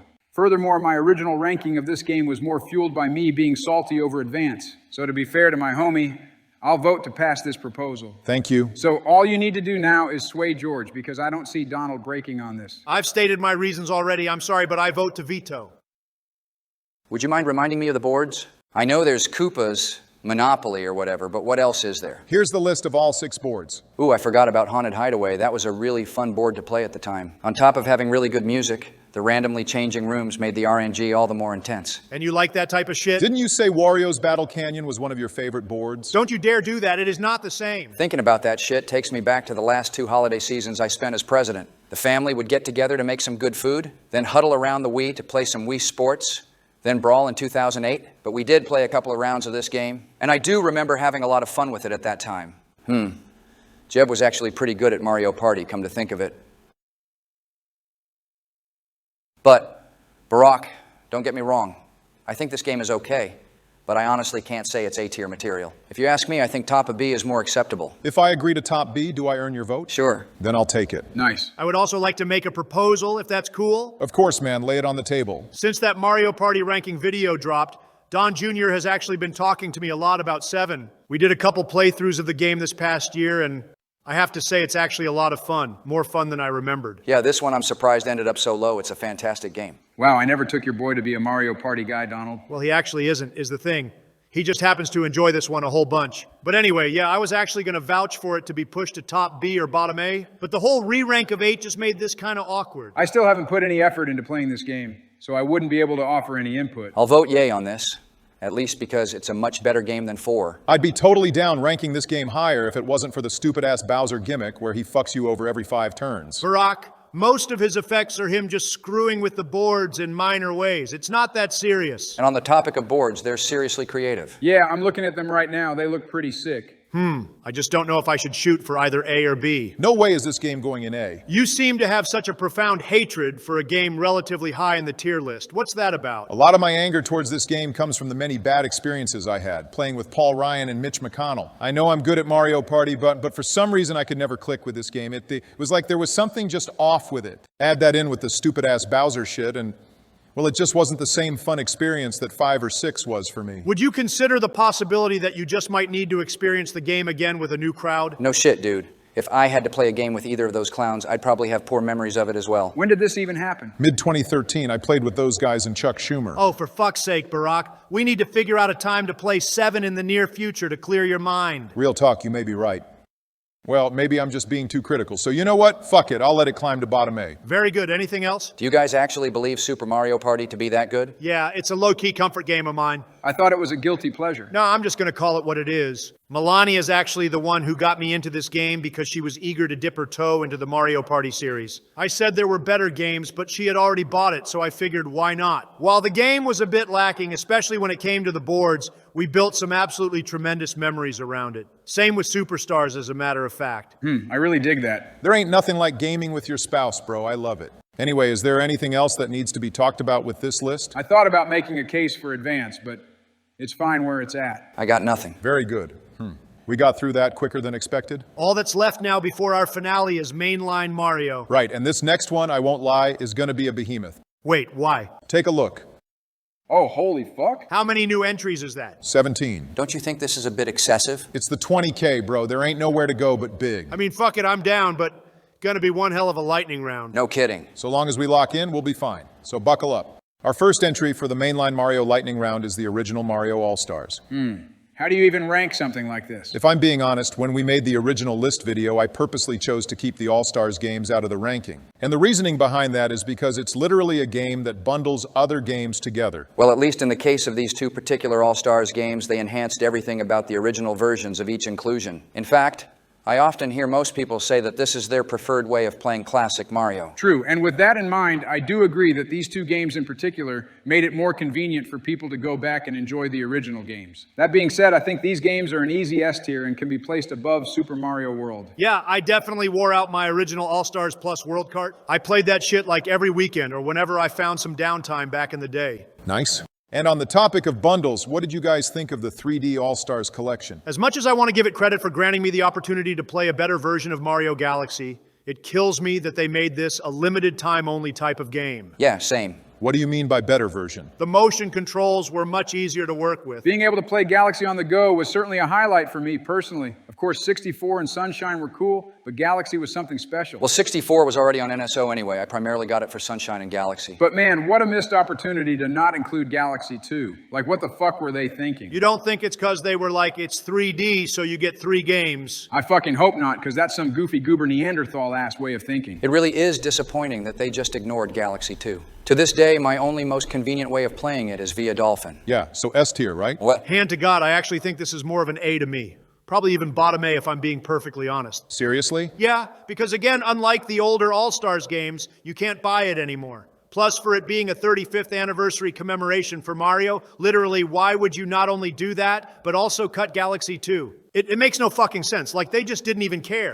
Yeah, I agree with bottom A. Like you said, they deliberately chose to cut out a major addition to the franchise and still had people pay full price despite one of the 3 included games, again, already being playable on NSO. By comparison to the classic All-Stars games, it's pretty soulless. Literally just carried by the inclusion of 3 iconic games and their soundtracks. And not to be overly cynical, but I never gave a shit when games include their OSTs as bonus content, because I could just look that shit up on YouTube Music. So with all due respect, Nintendo, fuck all this OST bonus content. Please just re-release the 3D All-Stars bundle with Galaxy 2. Preach. Okay, so 3D All-Stars goes to bottom A then. Let's dial it back a bit to talk about a game that George convinced me to add, Yoshi's Island. Also known as Super Mario World 2. So I went back during some free time to re-experience this game, and I have to say, it was pretty impressive. Which version did you play, OG or Game Boy? The original. A lot of people I know actually grew up with the GBA version, which actually held up pretty well to its original counterpart. Plus, the Game Boy port also added 6 additional levels, if I'm remembering correctly. Yeah, that's true. In fact, they were even pretty challenging. I'd also give it a point for being a bit more unique with its gameplay, given what we were used to at the time with Mario games. And God bless it for bringing in a super unique lineup of bosses, and bro, that fucking soundtrack.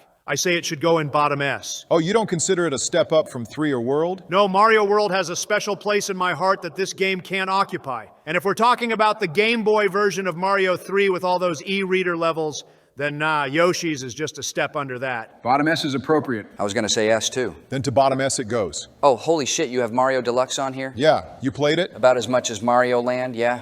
It's pretty fun. The only thing I'd say about it as a detraction is the fact that it has some pretty bad screen crunch. Yeah, that definitely screwed me over a good number of times during speedruns, but it's also got those bonus modes which were pretty cool. Yeah, the red coins, the Yoshi egg hunt, not to mention the mode where you race a Boo through a set of unique stages. That mode was one of the reasons I kept going back to that game. So based off your experiences, where do you think this should rank? Well, despite the fun I've had with the game, it does ultimately prove to be a slightly worse version of Mario 1 because of the screen crunch. Side modes can only get you so far.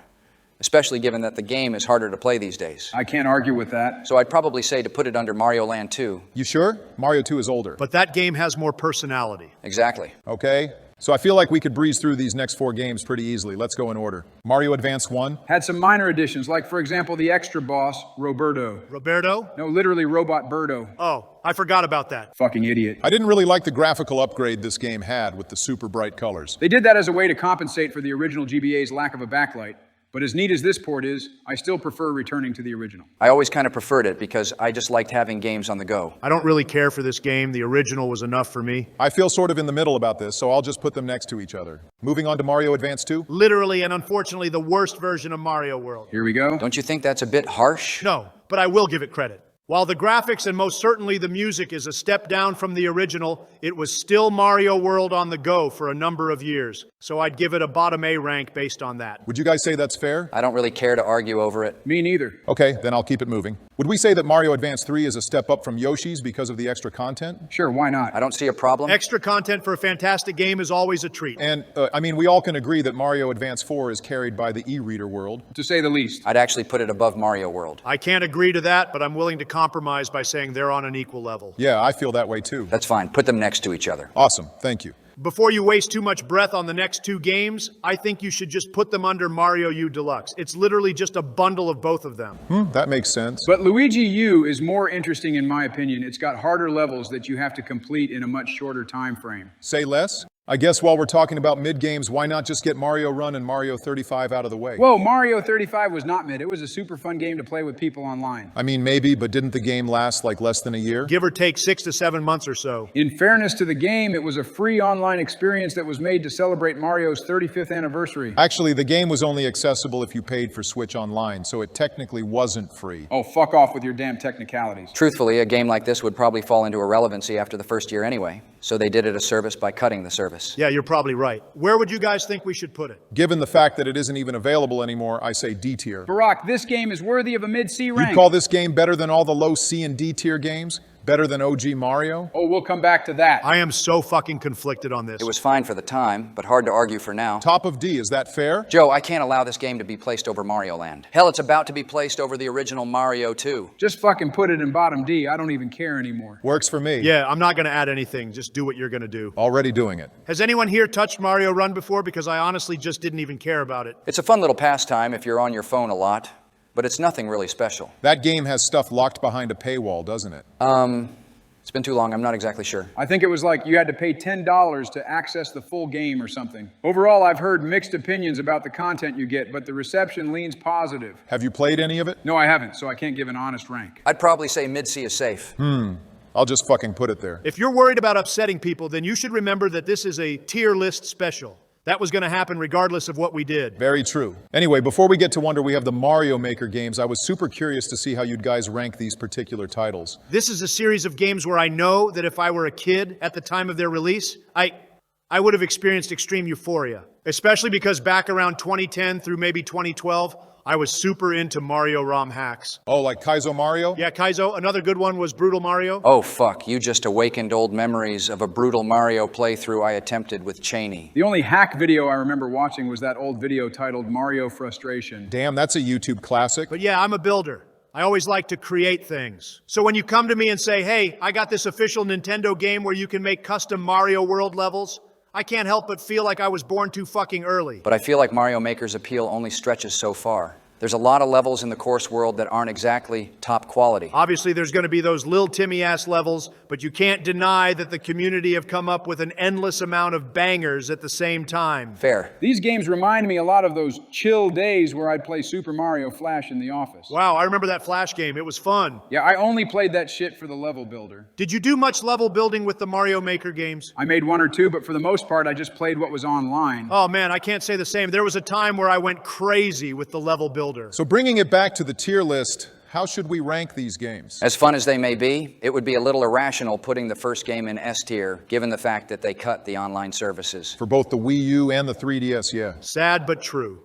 For the first two installments, I'd say maybe low B tier given that fact, and then Mario Maker 2 should go under Yoshi's. You thinking bottom S? Yeah, there's so many cool things they added to the game that the community has been popping off with. I fucking love it. I'm getting S vibes from that game too. I can definitely live with that. Any objections, George? Nope. Badass, and with that, we finally reached the newest mainline title. I don't think we need any kind of build-up. This is an S-tier game. The devs at Nintendo knew what the fuck they were doing with this one. Absolutely. It literally pulled us out of the long-dead mediocrity that was the new Super Mario lineup, and I'm eternally grateful for it. Bro, it's been a good while since a Mario game wowed me the way this one did. From the different levels that switched up the gimmicks every single time, to the out-of-the-world soundtrack, it's truly worthy of the name Wonder. So the $100,000 question is, where in S tier does it go? On one level, I want to pay my respects to the classic games by continuing to hold them up, But see, I don't know if there's a logical reason to even do that, unless you're just blinded by nostalgia.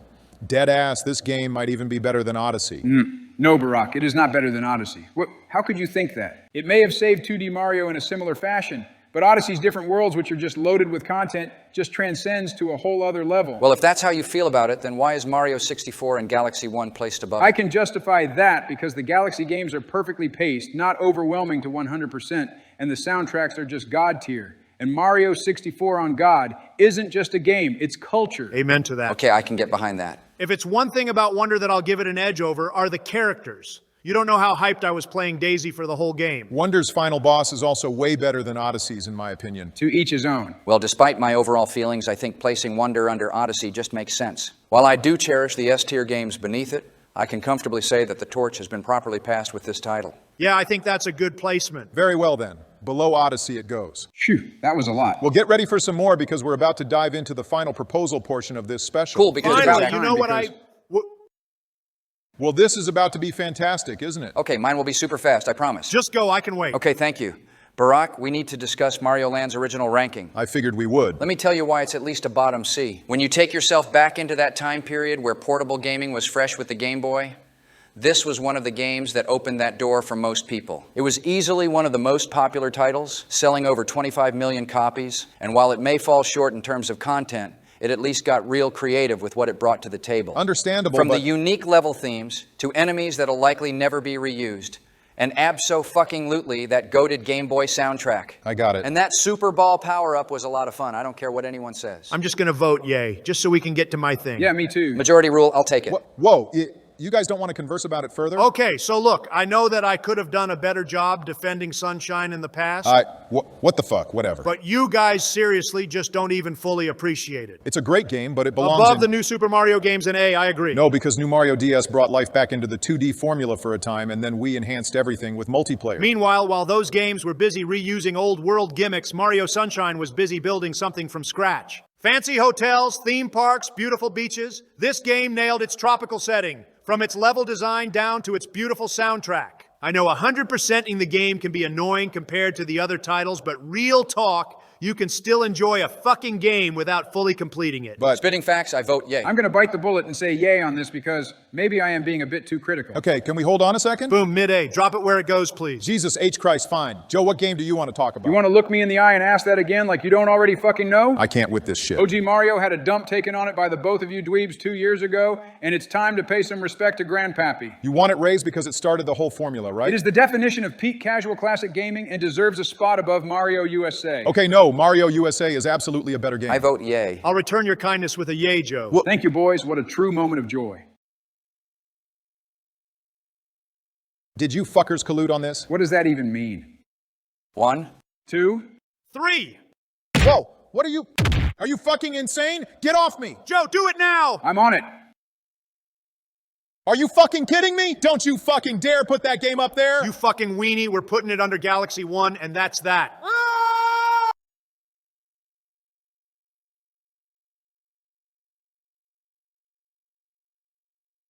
I'm gonna go get our guest. Yeah, go grab him, you fucking... Well, it's been a bit of a journey today with these, but thankfully we've reached the grand finale. Our last task for this special is to do a complete reconstruction of our original Mario RPG list. It seriously doesn't feel like it was all that long ago. Yeah, you remember that awkward silence we shared while watching Barack figure out OBS? That was definitely back when there was more tension between the three of us. what even got you guys into doing videos in the first place? Originally, it was going to be a show with just Joe and I, but Sasha told me that if we wanted people to watch, then we'd need to spice it up with some drama. That's when they hit me up with the offer. and it seemed like it'd be a lot of fun, so I was down. You were hesitant at first, let's not lie. Because I didn't know if you knew how to make a good show. But you've actually evolved quite a bit, Barack. I remember when you used to try to keep things super professional, but ever since the Mario World Challenge, you've been letting loose more, and I kind of love it. Yeah, well, one can only keep his decorum for so long while sitting between you dweebs. I can feel the love. Anyway, you want to introduce our guest? Absolutely. So like Barack said, we're going to be taking a look back at our old RPG list. And to make things interesting, I wanted to bring another face in, someone who I know is heavily into these games, namely the Paper Mario series. So without further exposition, let's welcome my homie, Elon Musk. Nice to have another Paper Mario aficionado join the fray, man. Welcome. Good to be here. One of the other reasons we decided to bring Elon in is because he sort of acts as a counter to George, who's more interested in the Mario and Luigi series. And if for some reason we find ourselves getting into a tie, he may be able to break it. To be clear to the people at home, I don't hate Paper Mario. My thing is that there's only 2 games that scratch the itch I'm looking for when wanting to play an easy RPG. Technically 3. Okay, so what do you guys say we get cracking on these? I'm excited. Let's do it. I'm all hype right now, Barack. You don't even know. Right, so to start, I figured we'd get the odd ones out of the way because I know most of you still aren't too familiar with these games. Why are they even on the list? Because they're technically known as tactical RPGs, which still counts, Donald. Well, just like last time, I only played the first game. I enjoyed it enough to complete the campaign, but I honestly don't care to ever revisit this unless it was for content. Even then, the idea doesn't excite me. Understood? Well, does anybody else have input on these games? You always ask about us, but what about you, Barack? Well, I've never played them, so I can't really rank them. Well, I played both games, and frankly, I think the first fits well in C tier and the second game in B. Does the second game essentially improve on the formula, prompting a higher rank? Yeah, but I wouldn't say it sits high in a list with these other Sigma titles. Yeah, like I hinted at before, they're both fine, but sitting amongst the Paper Mario and Luigi series, it's kind of hard to compare. But one could argue that the Rabbids games are at least better than some of the Paper Mario titles. True, but we'll get to that later. So are we firm on C for the first and B for the second? People want to hear about the other games right now. 10-4. Do you guys want to go about this in a chronological order or by series? I don't think we're capable of going in chronological order. Why don't we just go back and forth? You know, like one Paper Mario game, then a Mario and Luigi game. I dig that. But first, we should pay our respects to the GOAT that started this whole genre. Huh, holy shit. What, is something funny? Sorry, it's nothing. It's just, there's recently been so much hype surrounding Brothership these past several months that I, hand to God, forgot about the remakes that also came out during these past couple of years. I think that's something that can be forgiven because it's an actual new game instead of just a remake. Maybe so, but let's not act like the recent Mario RPG and TTYD remakes weren't absolute gas. Undeniable. All right, so Donald wants to talk about RPG, so let's talk about RPG. I know that last time we commented that the game is dated, but I had a recent change of tone with it that stemmed from the remake's announcement. Oh yeah? Yeah, like most people, I went back and played the original during the big anticipation for the remake and was blown away by the addictive gameplay. I still stand by what I said regarding its graphics. Joe, I wouldn't expect you, of all people, to be shitting on an older game for its graphics. For real, what the fuck? And you know what? You can't make that argument with the remake. It's a definite S-tier game. You may be right about that, but I still say the OG is mid-A. No, we're not separating them like that. What's up with this tension you seem to have with this game? There is no tension. I'm saying it should go in A tier. But what's keeping it out of S? Refresh my memory. Okay, let me tell you. I've already mentioned its fuzzy-looking sprites. Absurd? Okay, tell me what the fuck's the point in talking if you goons are just going to outvote me anyway. No, hold on, bro. Well, listen, we just want to understand your points. Yeah, I'm more than willing to hear you out on this. Okay, I'm going to be completely 100% real with you guys. You get me? Sure, please, just explain. I never completed the original. What? Huh? Really? I remember getting up to that weird boob lady with the bird before clocking out. Then how on earth are you going to just shit on Because it like... it couldn't hold my interest the way Paper Mario did, Donald. Is that concept too foreign for you? I'll admit I'm being an ass when talking about the graphics, but the timed hits mechanic literally just felt like trial and error with the timing. And the different areas just felt so linear and boring. Oh, right. So you needed another RPG to come in with Mario 3 gimmicks to reel in your simple fucking brain. You stupid lying son of a dick. Paper Mario did not steal gimmicks from Mario 3. It literally didn't. What are you talking about? Sorry. I'm sorry. I just got angry. To be fair, it did have a desert and ice world. That doesn't mean anything. For real, George, what are you trying to cook with that? Does using a theme previously used in an old platformer just automatically mean it's a ripoff? Of course not. I'm just pointing out that there are some similarities between certain areas. Literally in theme alone. The game also has a grass and island area. I suppose those are ripoffs too? Okay, man, I get it. Ooh, shit. There's a Bowser's Castle area too. I get it. I concede. Did you at least play the remake? I did give it a chance and genuinely had a great deal of fun. And yes, I did complete it. But the remake is not all that different. Not true, they improved the timed hits mechanic. Dude, it wasn't all that hard in the original. Come on. It just wasn't for me, bro. Can we just be okay with that? You know what? Something we could do is just say the original is top A and the remake is bottom S. And it would still grind my fucking gears. Why can't they both just be an S? Because I think it's fair to at least say that the remake did a successful job in overshadowing the original. Excuse me? It's relatively easier to access right now, the battle system's slightly easier for new players, and on top of being more visually appealing, its extra content can motivate people to just keep going after the campaign is complete. That's an interesting way of looking at it. Elon, don't tell me you're agreeing with this. On the surface, I was ready to just say, yeah, Mario RPG is goated, but when you pull back some of the layers, I think it's fair to state that it's great, but not perfect. Understandable. You can leave now. Donald, quit being a dick. I'm just fucking with him. Relax. We work together just about every day, Barack. I know when he's screwing around. If you say so, but anyway, I'll just plop the original at top A and the remake in bottom S. Okay. If that's what the majority's voting on, then it's something I can live with. I feel like I need to go play it again to pay my respects. Whatever helps you cope, bro. But hey, up next is our opener to one of the most beloved N64 games of all time. Paper fucking Mario. Now, before we continue, I will say that I like the pattern of jumping back and forth between this and the Mario and Luigi series. So that's what we're gonna do. So instead of rushing things like we did last time, why don't we just take a moment to attempt a pros and cons, as well as just talking about our experience with the games as we go. I will make an honest effort. Same. Good enough. So, Elon, I understand that you're super big on this game? A true understatement. This game to me is 1,000% the undisputed king of the whole RPG lineup. Really? Whoa. Damn, my boy's just gonna come out and say it? Where TTYD does undeniably have the best battle mechanics, 64 has the better chapters. It's debatable on whether the bosses are better. Personally, I think they are. But for sure, the first Paper Mario's chapters are perfectly paced, fun to explore, and not at all annoying to traverse. But in terms of level themes, TTYD has 64 beat. You literally start the adventure by getting mugged in a poverty-stricken area before running off to go slay a fucking dragon, Elon. But a lot of the issues that are well known with TTYD's chapters are the backtracking. To the remake's credit, it did things to alleviate the annoyance. But 64 didn't need a second try to fix its mistakes. Damn, bro's spitting. But 64 doesn't have the same colorful cast of partners that TTYD has. I will concede to that. However, you could also argue that in terms of battle mechanics, the original squad had more useful companions. Goombella, Vivian, and Admiral Bobbery would beg to differ. Not to mention the Yoshi kid. Well, actually, Elon does have a bit of a point with this. For whatever reason, I found myself swapping between each partner more in 64 than I did in TTYD. The only one I'd argue is pointless for battles is Lackluster. The homies call him Spike. Geez, I didn't expect this to turn into a debate between the first two Paper Mario games. My dude definitely came out of nowhere with this curveball. Joe, do you also share this view about 64? As much as I cherish the game, I can't help but concede that in terms of story and gameplay, that TTYD is a step up from the original. There may be some things that it hard fumbled on, but it is legitimately the GOAT for a reason. And that is always a perspective I both understand and respect. But at the same time, I can't lie to myself by saying I've played TTYD more than 64. The game is admittedly just an easier revisit that never disappoints or drags. With the exception of the prologue, that portion felt super slow because Mario couldn't use action commands yet. I always speed through that shit. It ain't a big deal. So is the case here that you two now believe that 64 is an S-tier game? No, I think it's sleepy tier.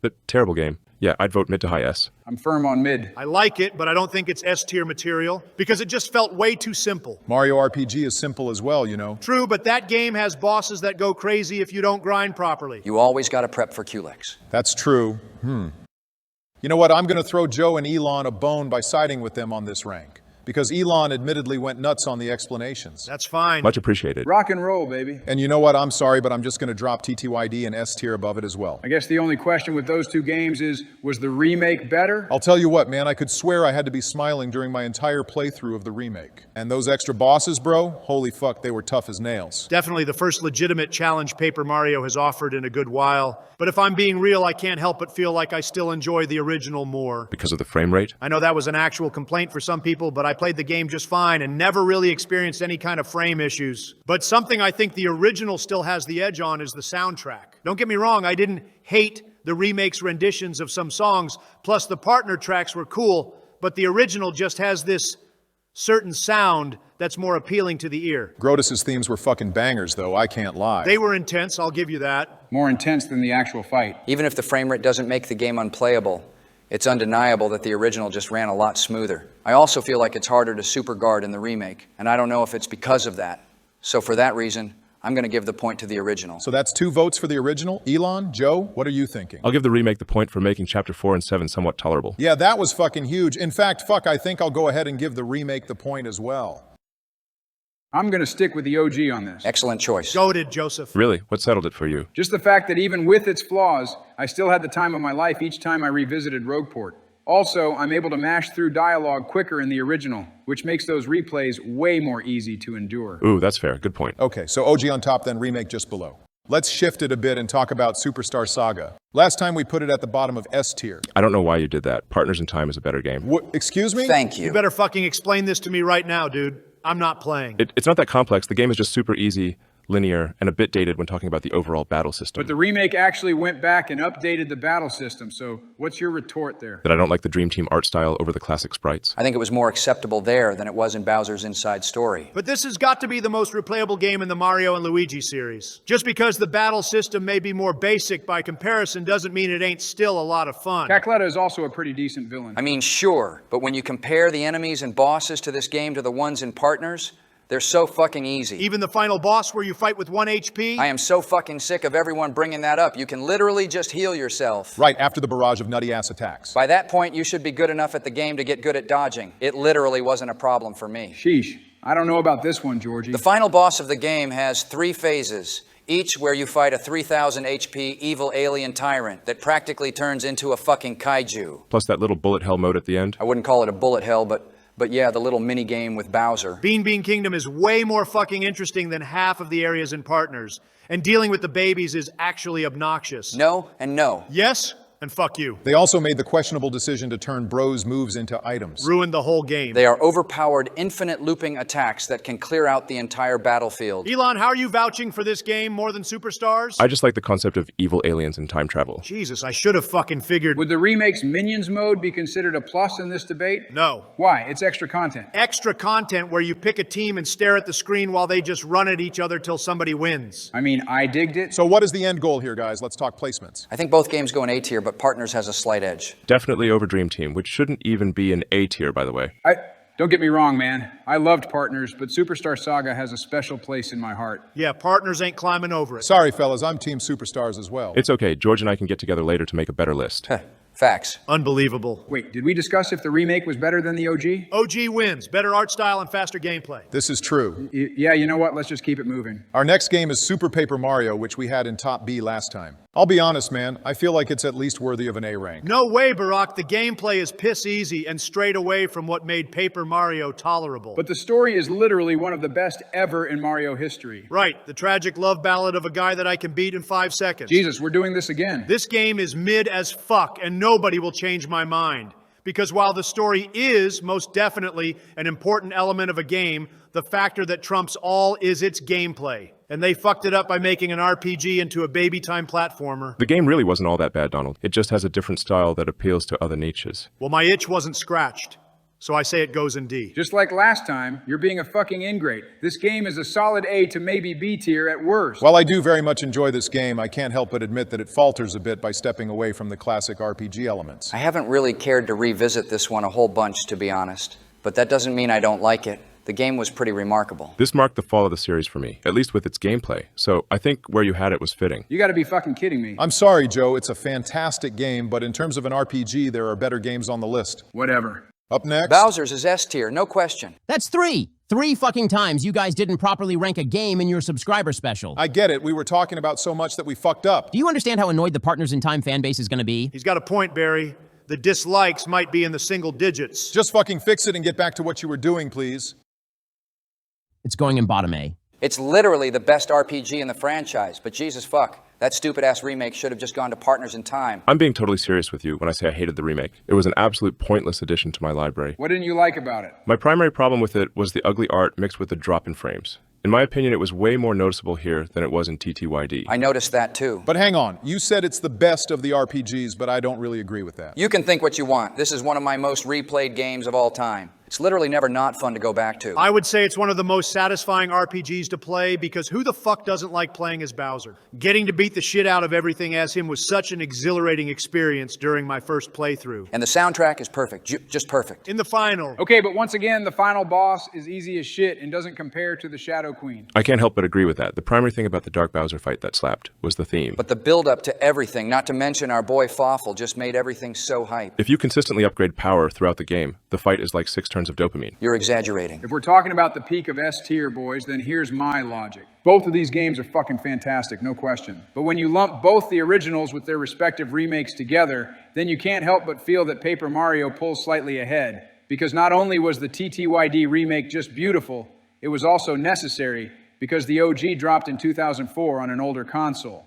Meanwhile, the remake to Bowser's was around 10 years after the OG, but it literally wasn't in dire need of a remaster. You could play the old game on the 3DS without issue. Plus, the changes they brought in made the game worse, and Bowser Jr.'s journey is about as exciting as the minion battle in Superstars. Precisely. I'm sorry, George, but Joe's kind of cooking a bit here with that reasoning. The Thousand Year Door remake did a lot more justice to its game and community than the Bowser's Inside Story remake did for its respective franchise. To be real, it is kind of worth noting that the remake was sort of the dying breath of our homies at Alpha Dream. Fair enough, I suppose, but personally, if we're strictly talking OGs, then Bowser's is just more exciting to me than TTYD. I respect your view on that. So I feel like the majority vote is to put these games under the TTYDs, right, Donald? Yeah, I don't object to anything. Great, then I'll drop these games below the Thousand Year Door remake. The next game is... Don't even waste your breath. Yeah, this game can't contend with anything on this list. Very well. Well, hang on. Don't just skip it without at least giving a description as to why it's in Sleepy. Where Super Paper Mario stripped the franchise of its unmistakably goated gameplay, this game stripped it of its story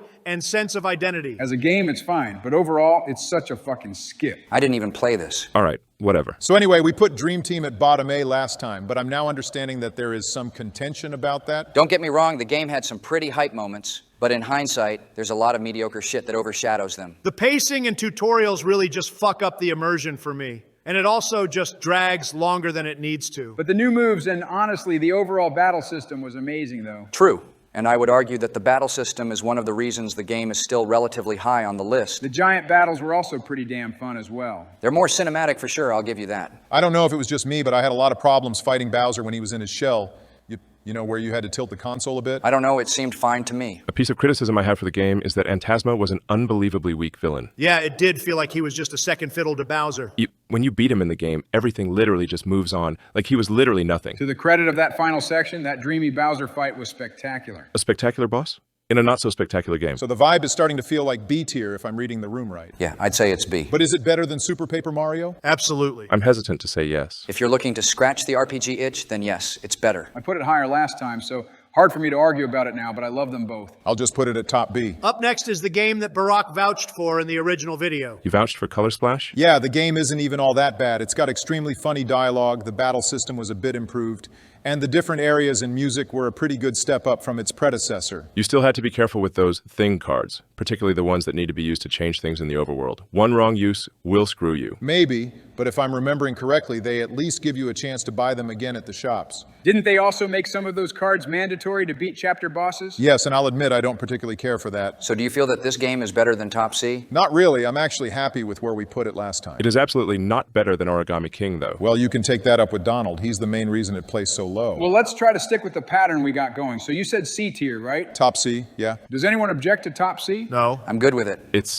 It's definitely a better game than Sticker Star, but it still utilizes its flawed formula. So I would say mid to low C. Well, you're the only one who feels that way, so top C it goes. So that leaves us with 3 games left, the next of which is the second to last installment of the Mario and Luigi series. And what a wet fart of an opportunity. Nah, they fucked this one up for real. It wasn't terrible. This game had the chance to mingle the best of both worlds together. We could have seen Mario and Luigi interacting with some of the old partners, or even villains, but all the uninspired hacks at Nintendo could muster was Paper Toads, the Koopalings, and Paper Bowser with Sun. Bro's monotone anger is justified. This was a banger concept that somehow ended up being such a huge miss. Shit's crazy. I tried to revisit it this last year, but completely lost interest not even halfway through because I hated collecting the Paper Toads. Don't even get me started on that. George, are you about to be the primary defender of this game? What? I actually agree that it was a weaker installment and a definite crime to the Paper Mario stands. However, as a game, it's definitely acceptable to say it's all right. But in a list with all these other games, it's deserving of bottom D. Sleepy. Bottom D is fine. Not looking good for it. Just put it back in bottom D. The game has a few positive moments, though the only positives I can recount off the top of my head are the battle system and the cool final boss. Right. Okay, so back to This game literally has one of the best interpretations of the Mushroom Kingdom next to 64. Holy fuck, bro cracked an emotion. Yeah, but puzzles. The battle system is hit or miss because some people just don't have the patience for puzzles. But overall, I think it was fun. Yeah, but no partners. While it isn't exactly the same as the original games, you can't just ignore the impact that certain characters like Bobby had during the story. Plus, Olivia is an absolute treat when it comes to partners. She ain't better than Tippy. Elon, you have a desk, right?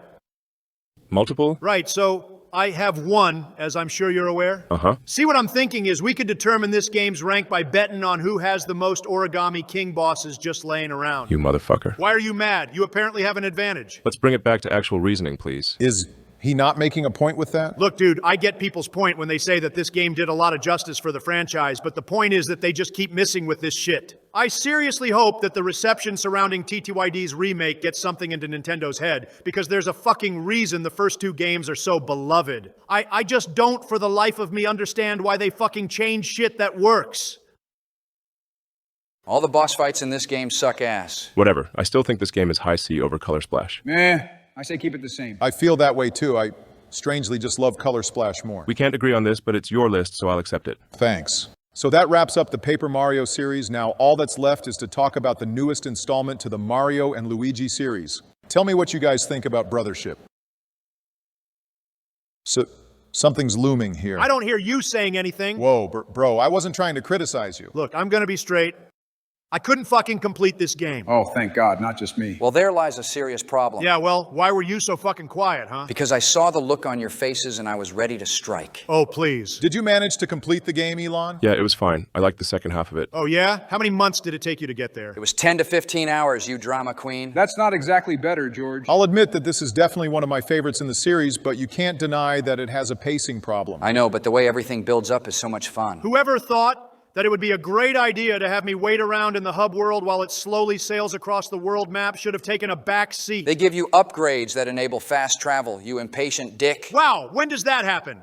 40 or 50 hours into the fucking game? Even if it is quicker, you still gotta wait a bit. Yeah, I'm sorry, but I'm not too big on games that do that type of shit. Yeah, I'd prefer to get straight to the action. Too bad, because if it's one thing that this game couldn't seem to figure out, it was how to get to the fucking point. But dude, once you finally get into the groove of things, everything becomes a serious hype train. The battle system is arguably one of the best in the series, in my opinion. All the little upgrades you can nab, like those plug things, for example, makes for extremely versatile combat. I couldn't agree more. I mean, yeah, it definitely had some fun moments. Maybe I should give it a revisit with some extra patience. You absolutely need to, especially being that you're a guy who's big on story. Yeah, this game definitely popped off with the overarching plot. Don't spoil anything. The game's still relatively new and these two haven't played it. Much appreciated, buddy. All I'm going to say is that the main villain is on some serious Madara Uchiha shit. Those who know will understand. So what are you guys feeling in terms of the rank? Personally, I think it goes in A. An honest rank from me would be top of A. The S-tier games are definitely superior in that their extra content doesn't lead into super slow pacing. But that's literally the only major problem with Brothership. Everything else is phenomenal. Despite my grievances, the battle system is fine, but I don't really like how Luigi was handled. They turned our boy into a problem solver instead of a fucking coward, which is a step up from previous titles. But he was also less funny. In fact, most of this game, from what I've seen, is just serious shit with a hint of cringe humor. So I'd say low C. You're the motherfucker who's Delulu. Oh, for the love of Joe, please tell me what you think. I can tell that there was a lot of love put into this game, but unfortunately, I have to refer back to the fact that I had to put it down after a while. The game is too slow of a burn for my liking, but maybe I can give it another chance and actually complete it.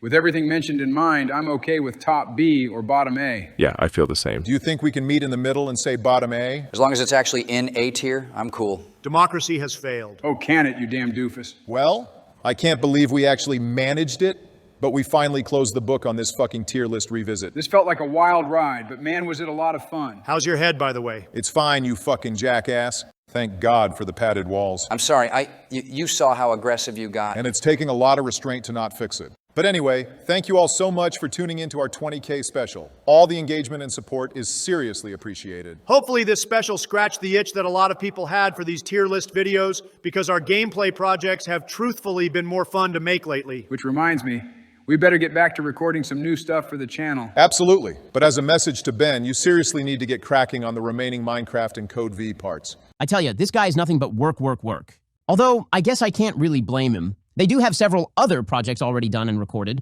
The ball's just been in my court to finish the Minecraft and Resident Evil series. And believe me, that is going to happen. I just won't be able to hit it hard again until July 17th. But with that done and out of the way, I do sincerely hope that you had a fun time going through this little journey through the Barack and the Boys timeline again. Much like the Minecraft series, it's actually kind of interesting to see how each of these videos evolved in terms of production. And of course, it's going to be super fun to see where the series goes as the journey continues. So thank you all so much for joining, and we hope... I sympathize with you, Albert, but we are driven by results, not games. You can call it ambition or whatever fancy buzzword fits your fancy, but We gave him the AIA core computer to enhance the suit that accompanied it, but instead of doing what you and I told him, he put it in a cartoon lamp. There's a rather hefty cost that I'm gracious enough to keep out of your mind that I'm having to eat because of that silly little spectacle. So, I won't ask again. Find someone competent enough to do the job that you agreed to fulfill. Reiteration shouldn't be necessary.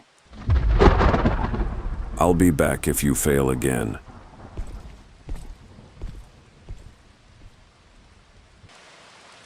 Now, I think it's time to pay someone a visit.